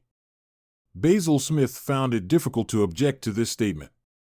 He tried emphasizing that the defendants were innocent until proven guilty and that there could be no such evidence in such a circumstantial case. He asked the jury to disregard the prosecutor's opening statement and to rely on the evidence they would be shown at trial. It was a bold attempt, but several experienced court reporters from local newspapers yielded to the district attorney. The first witness was the department's computer expert, who testified that he had discovered emails and maps illustrating the route taken by Mrs. Evans when she met with Mr. Moore for illegal purposes. The method Mark Evans used was described in one of his letters to counsel, and the computer expert explained to the jury how a small electronic device was able to accurately track the defendant's car and then allow her husband to recreate on his computer an accurate map, with times and places that told him exactly where and when she met her lover. One reporter took careful notes and planned to include the name Rocky Mountain Tracking in his article. He was sure that more than one husband or wife would review the company's product based on Mr. Evans's successful use of it during his testimony. Blake Moore seemed slightly bored, and Lisa Evans looked very embarrassed. She did not look at the jury. Basil Smith could get nothing out of his cross-examination of this witness. The tracking device was what it was, and the emails he knew could have been quickly checked by his own legal partner, Robert Graham, who interrupted for an extended lunch. The trial resumed in the afternoon with testimony from the 911 operator and the two patrolmen who had responded to the first call. They were simply getting the basic facts surrounding the discovery of Mark Evans's car, and the testimony was relatively devoid of drama. That all changed when the detectives who arrived on the scene after the patrol officers reported the condition of the scene began their testimony. The district attorney's description of the scene was now corroborated by the medical examiners and the medical examiner on the scene. Their descriptions were clinical and accurate, illustrated by large photographs showing bullet holes, blood, and drag marks leading to the paved road. The medical examiner described the amount of blood that he believed was distributed throughout the scene. There was no way to physically measure its volume because it had been absorbed into the sand and upholstery, but he estimated that it amounted to 3 to 4 pints, a good percentage of the approximately 10 pints contained in the human body. His most effective testimony, however, concerned 4 separate streams of blood that stretched from the area of the bullet hole in the blood-soaked block of firewood. He testified that they indicated that a major artery had been severed, and the force generated by the victim's heart was pushing the blood jet away from the body. He testified that the length of each of the 4 separate jets was decreasing, indicating that the heart was losing its ability to pump blood. It was when he said that this proved that the victim was in the process of dying that Lisa Evans lost control of her emotions again. She screamed, "No! Mark can't be dead!" Lisa burst into uncontrollable tears, and when it became apparent that she would not be able to control her emotions for some time, the judge adjourned the trial until 10 a.m. the next morning. The second day of the trial began in the same manner as the first at 10 a.m. The medical expert took the witness stand again, but little additional information was provided. He mainly talked about the tests that had been done on the blood samples that had been taken. After 15 minutes, the prosecutor, District Attorney Jeff Badgen, ended the questioning, and the witness was turned over to the defense attorney. Rising from his seat and taking a few steps toward the witness, defense attorney Basil Smith quickly looked around to make sure his client, Lisa Evans, was in control of her emotions and was not going to disturb the court again, as she had the day before. He knew she had been prescribed something sedative, but he was still afraid she might interfere with his cross-examination of the witness. He was pleased to note that so far she seemed to be sitting quietly in her seat. He knew he would have to refute some of the medical examiner's testimony from the day before, as it was very graphic and gave the strong impression that the shooting in the park had been completely callous, almost an execution. He began, "You stated that Mark Evans lost between 3 and 4 pints of blood in the park. At the same time, you stated that it was impossible to say exactly because of the conditions, and that this was simply your estimate. Isn't it possible that the blood loss could have been between 1 and 2 pints, depending on how the blood was distributed around the site?" The medical examiner, known as a conscientious professional, thought for a few moments before saying, "It's unlikely, but not impossible, Basil." Smith was silent for almost a minute, giving the jury a chance to realize the medical examiner's admission. Then he continued, "What you described as Mark Evans's fatal injury could have been less fatal if someone had administered first aid immediately. Do you agree?" Again, the medical examiner thought for a moment before answering. "My answer is the same as your last question.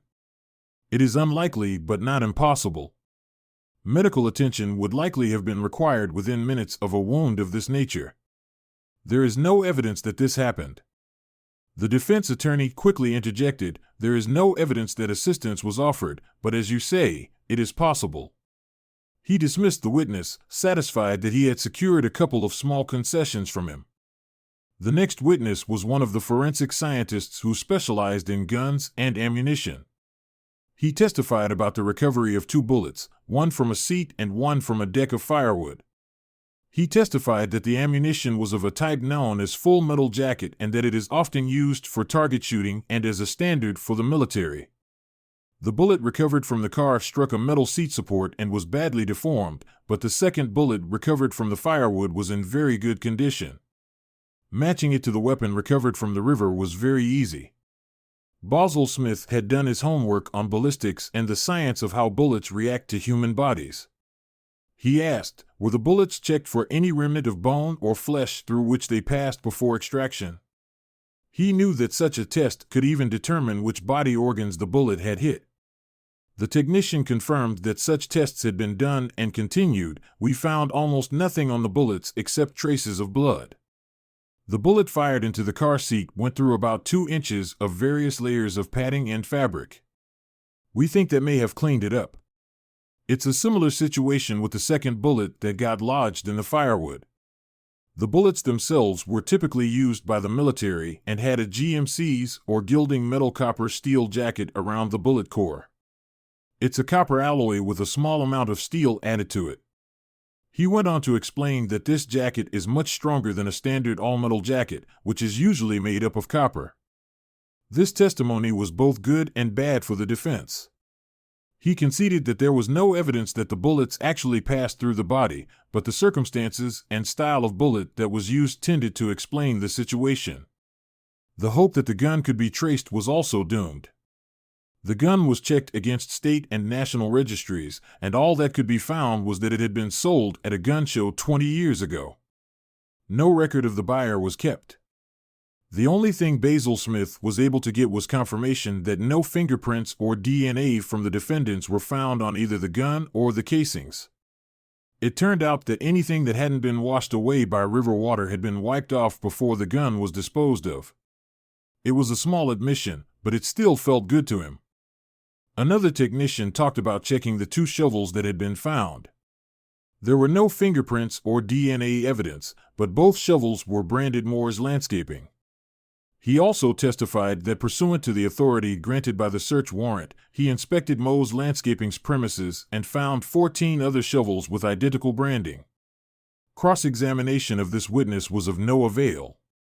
The parade of witnesses from the Forensic Science Department and detectives from the Police Department continued all morning and into the afternoon.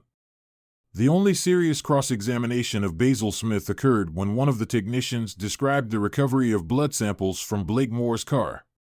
The technician testified that he found blood dripped behind the license plate as well as a smear he found on the foam trunk seal. The question quickly arose, could these smears and drops have been planted by a third party? The technician was forced to admit that it could have been, and Basil Smith returned to the defense table with a smile on his face. Things got a little more complicated when the testimony of the last technician who had been at Lisa Evans's home was brought in. Blood was found in the interior of her car, and later more blood was found on the sole of her right shoe. Assuming the blood was planted was more difficult, however, he got the technician to admit that there was no way to determine whether the blood had been transferred from the shoe to the gas pedal or vice versa. The lawyer hoped that the slight doubt caused by this apparent statement would allow the jury to disregard this evidence against Lisa Evans. As the continuous parade of prosecution witnesses gradually waned, saw the conclusion of the last of the witnesses' testimony coincide with the end of the afternoon session of the trial. As a result, the third morning began with the defense getting a chance to present its evidence. The local newspapers that evening continued to print their usual articles about past trials involving adulterers and store. Based on court gossip, there were a couple of serious articles about the trial, which suggested that the authors felt the defense would have great difficulty countering the totality of the evidence presented by the prosecution. They also suggested that, since there was no body, a conviction would be difficult, especially given the defense's alleged strategy of casting doubt on whether Mark Evans was really dead. Judging from several instances of cross-examination of prosecution witnesses by defense counsel, it was obvious that this was Basil Smith's goal. As the first defense witness, defense attorney Smith called a recognized expert in blood analysis. His name was Dr. Wilbur, and he had been hired to give expert testimony at many trials. He was quickly asked, "What do you think of the testimony of the medical examiner who talked about the blood evidence in this case?" Dr. Wilbur put on his glasses and turned to a small notebook he was holding. "I believe that a much better job could have been done in collecting the blood evidence if the blood-soaked soil samples had been properly analyzed. A much more accurate estimate of the total amount of blood at the scene could have been made," the lawyer continued. "Based on your examination of the evidence collected, do you have an opinion as to the actual amount of blood at the scene?" "I believe it is quite possible that as little as 1.5 pints of blood could have created the scene that was recorded," Dr. Wilbur replied. The final question was, "Do you think a person who lost as much blood as depicted in the photographs could still be alive?" Dr. Wilbur responded with a one-word answer, "Yes." The district attorney did not cross-examine him. After Dr. Wilbur was removed, Basil Smith turned to the testimony of Blake Moore. Blake calmly and bluntly stated that he was innocent of the murder of Mark Evans and personally believed that it was Mark himself who orchestrated his murder. He also stated that he had never owned a gun and that the shovels found in the river could well have been stolen from one of his company's work sites. Basil Smith wanted to keep the testimony simple and quickly turned his first witness over to the prosecutor for cross-examination. Jeff Bond's first question was, "What makes you think Mark Evans was a man who would organize his own murder?" Blake Moore immediately told the story of Mark's reaction in high school when Blake started dating his girlfriend behind Mark's back. He recounted how Mark had threatened to destroy him. The prosecutor pondered this for a few minutes and then asked, "So, Mr. Moore, this is not the first time you have chosen to engage in an illicit affair with a woman that Mark Evans expected to be protected from the interference of his best friend. Don't you think that if he wanted to destroy someone, he would have chosen you?" Blake Moore couldn't answer that question directly, only muttering that he had a physical advantage over Mark and that it would have prevented his former friend from taking him on directly. "So you think you could physically intimidate your best friend into taking his life by proxy? Is that what made you feel comfortable taking his wife? Is that what your actions are to your alleged best friend? You don't need to answer the question, sir. I think we can all see that your actions and assumptions are those of a narcissistic ladies' man who thinks every woman is his, and to hell with friendship." Basil quickly objected on the grounds that the district attorney was himself testifying, not just asking questions. The judge agreed and asked the jury to disregard the prosecutor's last statement. However, even this remark failed to rebut the correctness of the district attorney's statement. Blake was visibly upset at the way he had been treated by the prosecutor but left the stand without saying anything more. Basil Smith realized that his witness's testimony had not worked as planned, but hoped that the testimony of Mark Evans' wife would turn the tide against them. Blake's testimony and the prosecutor's unanswered questions made Blake look bad in front of the jury. One could only hope it didn't affect their opinion of Lisa. This morning, Lisa Evans seemed to have her emotions well under control when she appeared in court.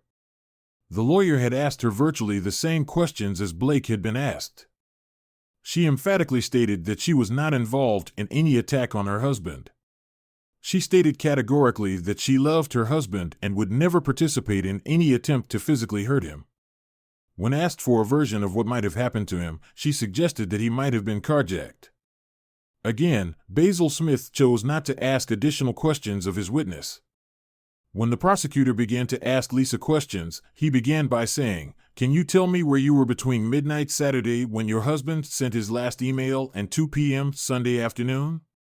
Lisa was embarrassed by such a question and replied, "I told Mr. Smith where I was. I was with Blake Moore at his house from 8 o'clock Saturday night until about 1:30 o'clock Sunday afternoon." "You didn't quite answer the question, did you? I'd like you to tell us what you did from midnight on Saturday until you got home on Sunday," the prosecutor persisted. Lisa was excited and confused. Finally, she said, "Well, I was in Blake's bedroom at midnight and we were doing it." She was forced to finish the sentence because the prosecutor kept suggesting she continue at every hesitation. "How long did it, shall we say, go on?" He froze, waiting for her answer. We eventually went to bed at 1 o'clock. "It was probably a little after 1 o'clock, Lisa replied, again very embarrassed. "So, from midnight to 1 o'clock, you were doing this, and then you went to bed. Then what?" "Please continue the chronology," the prosecutor pressed. "Well, we slept until about 4 to 6, I think. I remember getting up to go to the bathroom," Lisa answered. "Was Mr. Moore there in bed when you woke up?" "Please continue," the district attorney asked. "Yes, he was there. We got busy again and went to bed around 6:30, and then got up around 11 a.m. Her answer started slowly, but as she spoke, the words came out faster as she was obviously anxious to finish her statement. "So, when you came back from the bathroom, Mr. Moore started doing it with you, and that lasted until about 6:30 a.m., after which you both went back to bed. Is that correct? Is that how it happened?" Lisa was very embarrassed and replied, "No, it wasn't exactly like that.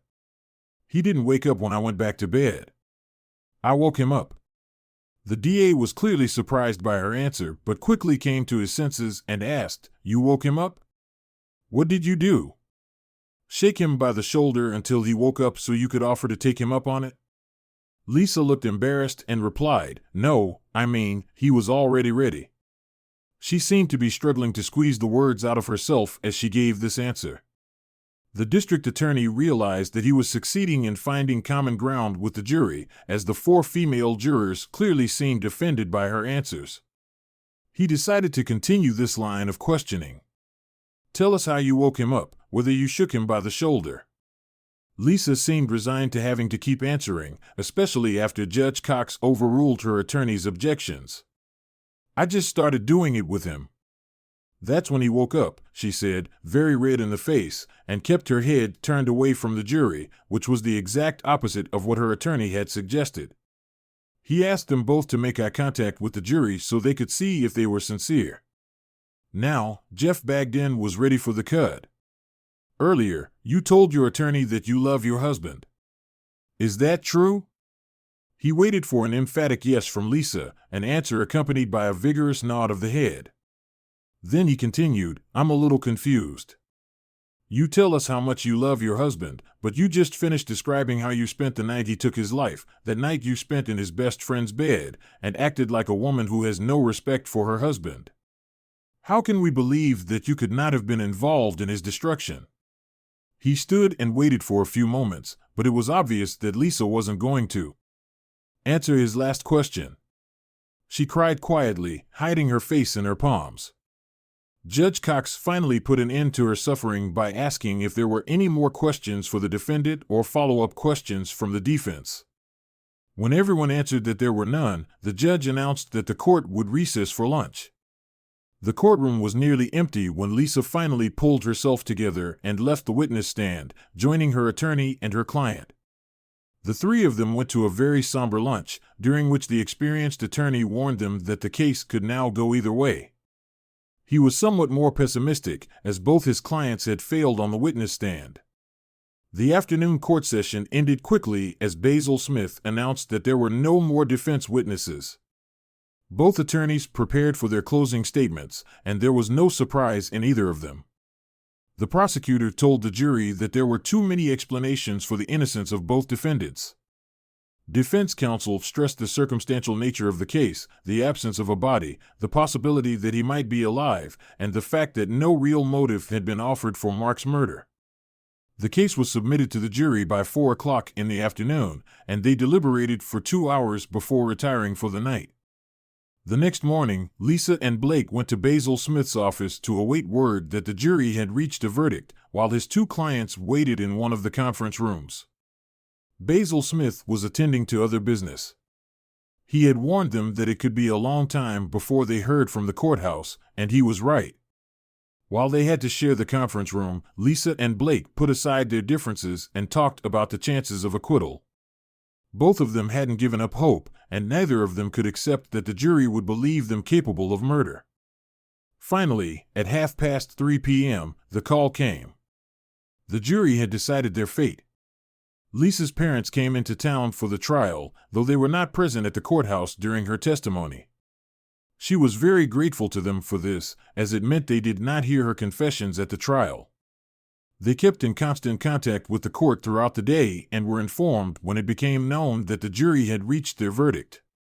Lisa was relieved to feel their support sitting at the defense table next to her attorney. The announcement of the verdict happened very quickly. Lisa and Blake were found guilty of second-degree murder. Neither of them could believe it, and Lisa burst into tears again, while Blake pounded his fist on the table in frustration. After only a couple of minutes, they were handcuffed and taken into custody by the deputies on duty. Lisa only had a couple of minutes to talk to her parents and confess her innocence. Being normal parents, they joined her grief. Before the two convicted murderers were taken to their cells, they were told that they would be back in a week for sentencing. It was a very bad ending to a difficult day. The week between conviction and sentencing passed quickly. During this time, Lisa's parents visited her daily, and Blake was visited once by a cousin. His parents were dead, and he was an only child. The week passed very slowly for him, and he soon realized how slowly time drags when you are in custody. He also began to realize how bad his future looked. Lisa was still in denial about his future and refused to talk about it when his parents brought it up. Fortunately, the sentencing announcement only took a few minutes. Both received sentences ranging from 15 years to life. Basil Smith sympathized with their situation and said he would review the court records to see if an appeal was possible. After the sentencing, things moved very quickly. Within 3 days, both convicts were transferred from the local jail to a state prison. The women's prison to which Lisa was assigned had a good reputation, but the same could not be said for the one to which Blake was sent. It had been the site of numerous riots over the past few years. Now that the trial and sentencing were over, the local media were no longer covering the case. Recent reports by local TV stations showed scenes of prisoners being transported in a converted school bus to the state prison. They may even have been stock footage used to make the TV stories brief, recounting the fates of two convicted felons. A few days later, there were new disasters and new crimes that caught the attention of news anchors. Lisa Evans and Blake Morse seemed to disappear off the face of the earth. A couple of months after the verdict, Basil Smith joined Jeff Bagden for a drink after a new case brought them back together. The Evans murder case had kept Basil Smith busy from time to time, and he told Jeff, "You really did pursue them, to tell you the truth. I was surprised when the convictions were handed down. I came to the conclusion that they were probably innocent, since they never once backed down from their stories." Jeff sipped his brandy before replying, 12 of their peers didn't believe their explanations. I try not to take these cases personally, though it's almost impossible to do so when it comes to crimes that are too horrible or involve children. This case wasn't the worst I've ever handled, but it wasn't one where I could generate much sympathy for the defendant either. It only works if we have a jury decision. Basil Smith thought about his tablemate's statement and said, "I guess you're right, but this case still bothers me about a year later." There was a small item in the news about a major disturbance at the men's prison. As he read the article, Basil Smith singled out one name, and it made him think about the case again.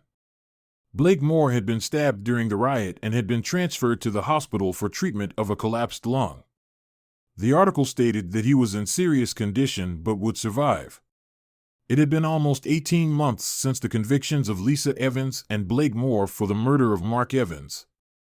Enough time had passed that even Basil Smith rarely thought about the case that had kept him busy for the first year after he had represented the defendants. He had scrutinized the transcripts several times in his spare time but could find no legal grounds for appeal. There was not a single error in the law that he could use to the advantage of the two convicted murderers. It was a relatively quiet Wednesday morning in the New York office of the Innocence Project. The receptionist had just returned from her morning coffee break and was taking a moment to check her appearance in the small mirror when a FedEx courier came to her desk with a package. It was one of those large padded envelopes regularly used for interoffice delivery of information and products that businesses and industries simply can't do without, and which should have been delivered as early as yesterday. The secretary signed on the electronic notepad offered to her, and then watched as a young man dressed in a summer uniform of a t-shirt and shorts walked out of the office. Only she herself could know the nature of her thoughts, but the mischievous smile on her face would have given a clue to anyone who witnessed the whole thing. In this case, the only person in the reception area was an attractive young black woman sitting behind the receptionist's desk. The package was addressed simply to the office, so she opened it to determine how the contents should be disposed of. Inside, she found a DVD, a sealed black plastic bag with a biohazard label, and a multi-page letter. Since she had no pressing business to attend to at the moment, she began reading the letter. It took several minutes, and the gamut of emotions that flashed across her face as she read the letter would have intrigued any observer. No one else entered the office after the stout FedEx man left, so her expressive reactions again went unnoticed. When she finished reading the letter, she sat pensive for a while, then picked up the phone and pressed one of the intercom buttons. She waited a few seconds, then said, "Tony, could you come out to see us for a minute? We just received a package that I think you'll be interested in." She sat and listened for almost 15 seconds before she continued, "Yes, it seems to be something the team can work on. It deals with several murder convictions that apparently need to be overturned." About a minute later, a tall red-haired young man in a white short-sleeve shirt and worn jeans came out of one of the offices overlooking the reception area. He thanked her, taking the package, and disappeared again behind the door from which he had emerged. The comfortably dressed young man was Tony Kelly, a recently graduated lawyer who felt that before he started chasing a high-paying associate position at a Wall Street law firm, he should devote some time to the public good. He'd been at the Innocence Project for almost a year, doing mostly basic legal research for the more senior lawyers who'd founded the office a few years earlier. While he knew he wasn't going to stay there for the rest of his career, he enjoyed making a difference in the lives of those who had been wrongfully convicted of serious crimes. Returning to the comfortable swivel chair behind the relatively cheap plywood desk, he placed the contents of the FedEx envelope on the bureau and picked up the letter, taking a quick glance at the DVD and sealed package. Leaning back in his chair and placing his Nike sneaker-clad feet on the corner of the desk, he began to read the letter. The letter was typed on the computer in an easy-to-read font, and he quickly immersed himself in its contents. The Innocence Project, New York, regarding the convictions for the murders of Lisa Evans and Blake Moore. I don't know where to begin, so I'll start at the beginning. That way, I can put things in order and hopefully not forget anything important. My name is not important, but the information I have been asked to give you could make a real difference in the lives of not only the two convicted murderers named above, but also in the future well-being and happiness of 5 other people, one of whom is me. I will begin with the day almost 15 months ago when, in response to an ad I placed in the local newspaper, a man walked into my office from the street. I was looking for a computer-literate person to join me in my small computer services company. A short interview revealed that he knew at least as much about computers and their use in business networks as I did. I have since learned that he knows even more than I do. In any case, I hired him right away. This man, who I will refer to as Mark throughout this letter, was probably the quietest person I've met in a while. This had no effect on his ability to do his job, which he did very, very well. Within 2 months, my business grew by at least 50% due to his efforts, advice, and the long hours he seemed to insist on working. When he started working for me, he told me that he had just arrived in town and hadn't rented a place yet. Since my business was still in its infancy, I was thinking about renting out the basement room in our house for extra income. I wanted to be able to put the profits from my business back into it so that it would grow and eventually provide a living for me and my young son. I knew I was taking a risk when I rented the room to Mark, but something about him convinced me that he was no threat to us. We began a routine that continues to this day, although it has changed in its dynamics. He spent the first 3 months in that bedroom in the basement, though he ate with us and we commuted to and from work together every day. At first, he always went back to the office to work extra hours that he didn't ask to be paid for. He always told me that he would rather spend that time being productive than in front of the TV or sleeping. Over time, our relationship evolved from a boss-employee relationship to one of friendship and eventually to what it has become now, a loving family relationship. My son calls him Dad, and it is true in every way. From the very beginning, I knew something was bothering Mark a lot. Over time, his extremely quiet nature and his frequent habit of going into deep thought about things I knew nothing about led to a confrontation of sorts between us one afternoon when the office was very quiet. I locked the door and called him into my private office. I was determined to find out what was bothering him so much, as I began to realize how my feelings for him were developing. It took some time, but I convinced him to share what was bothering him. He finally told me that he was running from a failed marriage that had shaken him to his core. He told me that his wife had betrayed him along with a good friend and that he had almost committed murder and suicide because of it. We continued to talk for the rest of the day, sharing our worries about unfaithful spouses. My husband left me for another woman, and Mark left his wife because of her relationship with another man. We had common ground, and our conversation seemed to help him overcome one of the last obstacles he faced in getting over his past life. This conversation was also the catalyst that brought us together. We started seeing each other on weekends, maintaining 2 separate relationships, employer and employee during the week and man and woman on Saturdays. After a month of this relationship, it got to the point where it didn't make sense for him to keep his bedroom in the basement, and he moved into my bedroom with me. From then on, we became a family, although I still felt like he was hiding something from me. We continued our relationship, growing as a couple. I know I love him, and I'm sure he loves me and my son. I really should say our son because that is how he feels about him. The boy is about to turn 4 and needs a loving relationship with his father, something his biological father has utterly failed to provide. He hasn't seen his biological father since he was too young to remember him. This was the situation we found ourselves in 4 days ago when Mark collapsed at work. It took 3 days in the ICU before they decided that his problem was heart-related and that he would need open heart surgery to correct a condition that apparently had been with him since birth. Once his condition stabilized, he was moved to a private room. Now, he was awake, and we could finally talk to each other when I first walked into his room. I knew right away that something was wrong and that it was seriously bothering him. It was then that he told me the story. He was afraid he would die if he didn't have heart surgery. It was very important for him to finally close the door on this episode in his life. He told me this story over the course of the day, and once I agreed to print it for him and make sure it got into your hands, it seemed like the whole weight of the world fell off his shoulders. Now he's asleep, and I'm typing on my laptop, and our son is lying on the bed next to him, sleeping too. I think I will have most of the night to finish this letter. I still have to get home and create the DVD, which I will talk about later, and pick up a few other things before I can send this information to you. I really want to have the letter ready to send by noon tomorrow. The problem of sending it from someplace that will not allow you to trace its return to us must also be solved. The story my husband told me, which is what he is to me, began almost 2 years ago. He was happily married to Lisa, and their marriage was almost in its 6th year.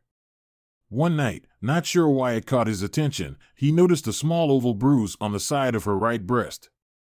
At first, he thought it was just a bump that appeared when she bumped into a corner of furniture at home or in the office where she works as a part-time secretary. He said it began to bother him as he lay there, as it looked more like a love bite than a bruise, and he knew it was through no fault of his own. Thoughts of it kept him awake most of the night as more and more scenarios of how that bruise came to be appeared in his head. Thoughts of it didn't leave him the next day when he went to work. By the time he got to his office, he decided he had done something stupid. After all, he had absolutely no evidence that anything bad had happened. He figured it was all just circumstantial evidence. Just before lunch, the manager of the parts delivery department stopped by his office. He had ordered a tracking device for a trial run to better coordinate the delivery service. He wanted Mark to evaluate it and make recommendations. Mark was left with the device, the software, and all instructions on how to use it. It didn't take him long to decide how he would test it. 3 days after installing the device in his wife's car, he was sitting at his desk at work and decided to test the monitor program to see if it was still monitoring his wife's car. She told him she was going shopping in the afternoon, but the tracking device showed that she had left the house and headed straight for the home of Blake Moore, his best friend. An hour later, he checked again, but her car was still there. Not believing something was going on, he called her cell phone. When she said she was out shopping, he immediately knew something had gone drastically wrong. That evening, he casually asked her how her day had gone and had to listen to her explanation about going shopping. He told me that he felt almost physically sick but decided he shouldn't jump to conclusions. He decided to observe her for another week. While he was out of town on business, he managed to follow her car through 3 states when she spent time at Blake's house from 8 o'clock in the evening until 2 o'clock in the morning. When he talked to her the next day, she told him she had been home all the previous night. Apparently, the shock of confirming her infidelity was too much for him. When he returned from his trip, he contemplated destruction. He knew his friend Blake was a real ladies' man, but he never thought the latter would go after Lisa. Likewise, his wife's betrayal had nearly ripped his heart out of him. That first night back home, he visited the elderly widow next door, ostensibly to retrieve a wrench from her late husband's toolbox.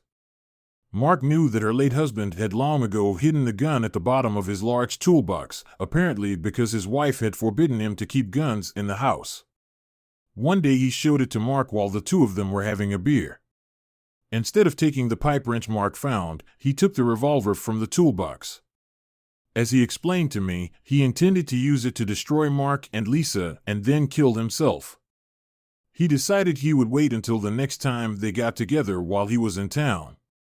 He would have no problem quitting his job and heading to Blake's to catch them together and then exact his final revenge. Since he'll have to keep an eye on his wife's car for a few weeks, he's ordered one of the tracking devices for himself so he can return the one he was given for evaluation.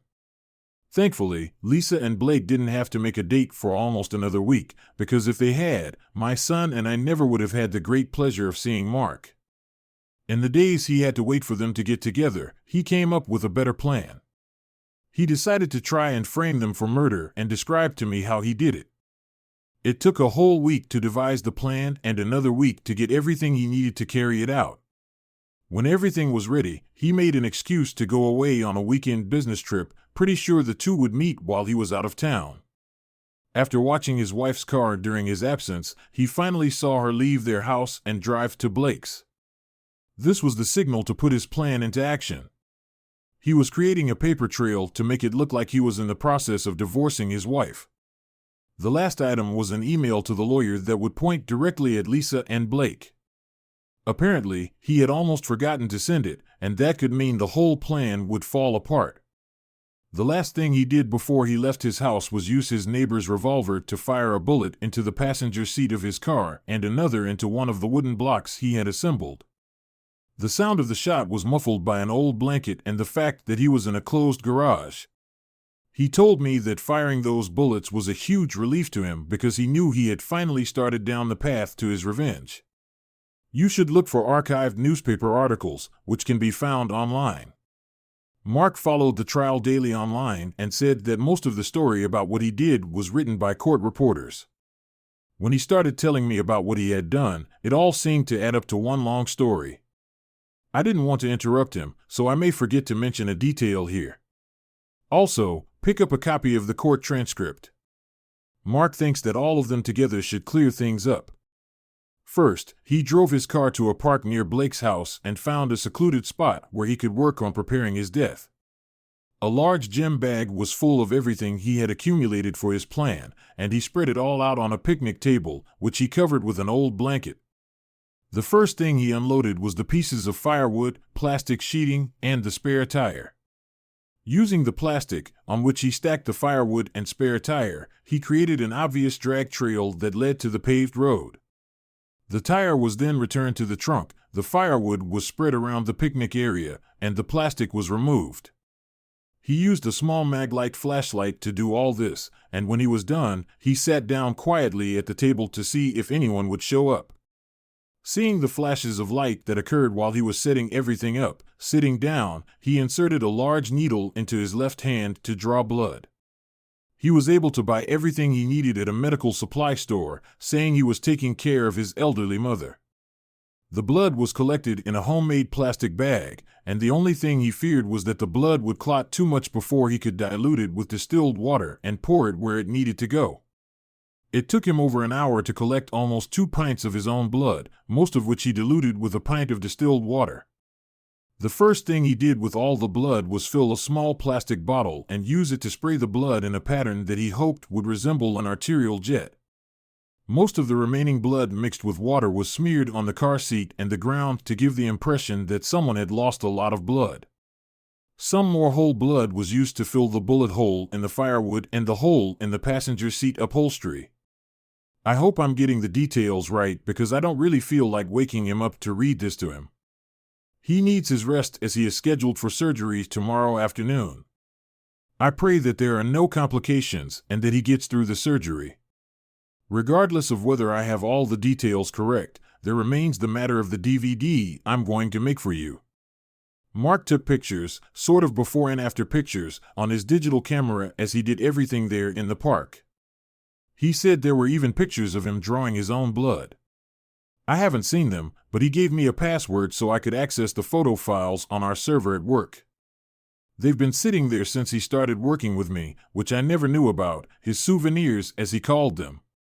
Apparently, the pictures turned out pretty good, although he had to take them by the light of his little flashlight. He was afraid someone would see the flash if he used it. Anyway, when he was done with the car and the blood in the park, he packed everything in his gym bag and walked out of the park. There was an old car on a side street that he had bought for the purpose, and he told me how he almost got to it despite drinking lots of fluids and taking supplements. When he got to the car, he was very dizzy from blood loss. He rested in the car until almost 6 o'clock in the morning, but knew he still had to drive to Blake's house to finish the job he had started. Lisa's car was still there, which he had in no way expected, and it was unlocked. He figured that was a real bonus for him. As he managed to squeeze a couple of drops of blood onto the gas pedal, he moved from Lisa's car to Blake's car. He realized that there was a dim light on in Blake's bedroom, and he was very scared that one of them had seen him. As soon as he smeared blood on Blake's car, he hurriedly drove away from there. From Blake's house, he went to the payphone on the opposite side of the park just after sunrise. He used the payphone to call 911 to report his car in the park. He installed a professional model voice changer phone device, purchased from a spy store in Pittsburgh, and used it so that they would mistake him for a woman. It worked pretty well as it allowed him to change the timbre, tone, and pitch. He then went to a dock on the river where he lowered 2 shovels and a revolver into the water. When he had done all this, he told me that he felt very exhausted. He thinks that up to this point, he had been feeling a rush of energy from the realization that nothing had gone wrong in his plan. There was a small motel about a mile away where he had already rented a room, and he went there to keep a low profile and rest. He spent 2 days there taking supplements and eating energy bars. I'm a little confused about the timeline, but at some point, he came out with his voice changer and made another call, this time as an old man. That call helped the police find the revolver he had discarded. That's probably all he told me. I will read it to him in the morning and correct any mistakes. I really hope that when he sees that I have everything ready to print, he will be much calmer. The whole reason he told me this story and insisted that I send it to you is that he wants to break the last thread holding him back from his former life as Mark Evans. Sometime before he got here, he acquired the identity he uses now, and by which my son and I know him. He wants to keep that identity and never be Mark Evans again. Please do everything you can to overturn the convictions of Lisa Evans and Blake Moore. Tomorrow, I'll pick up a copy of the New York Times and an inkwell. We'll use a piece of the front page to put all of Mark's fingerprints so they're clearly visible.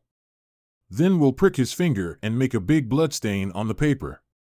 When it's compared to the DNA from the park, it will be proof that he's alive. All of this should be enough to get them out of jail.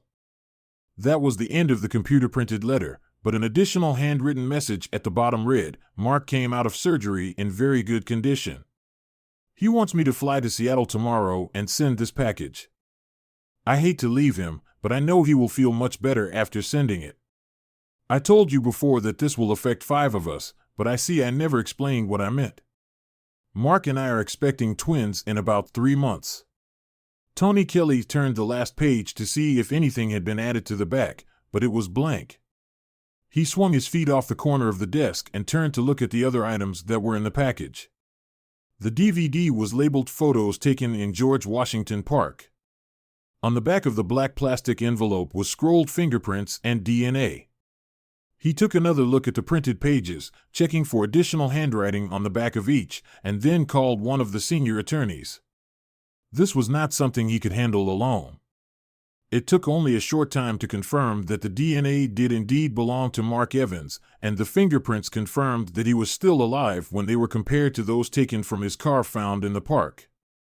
Faced with irrefutable proof that 2 men had been convicted of a murder that never happened, the state attorney general and governor expedited their release.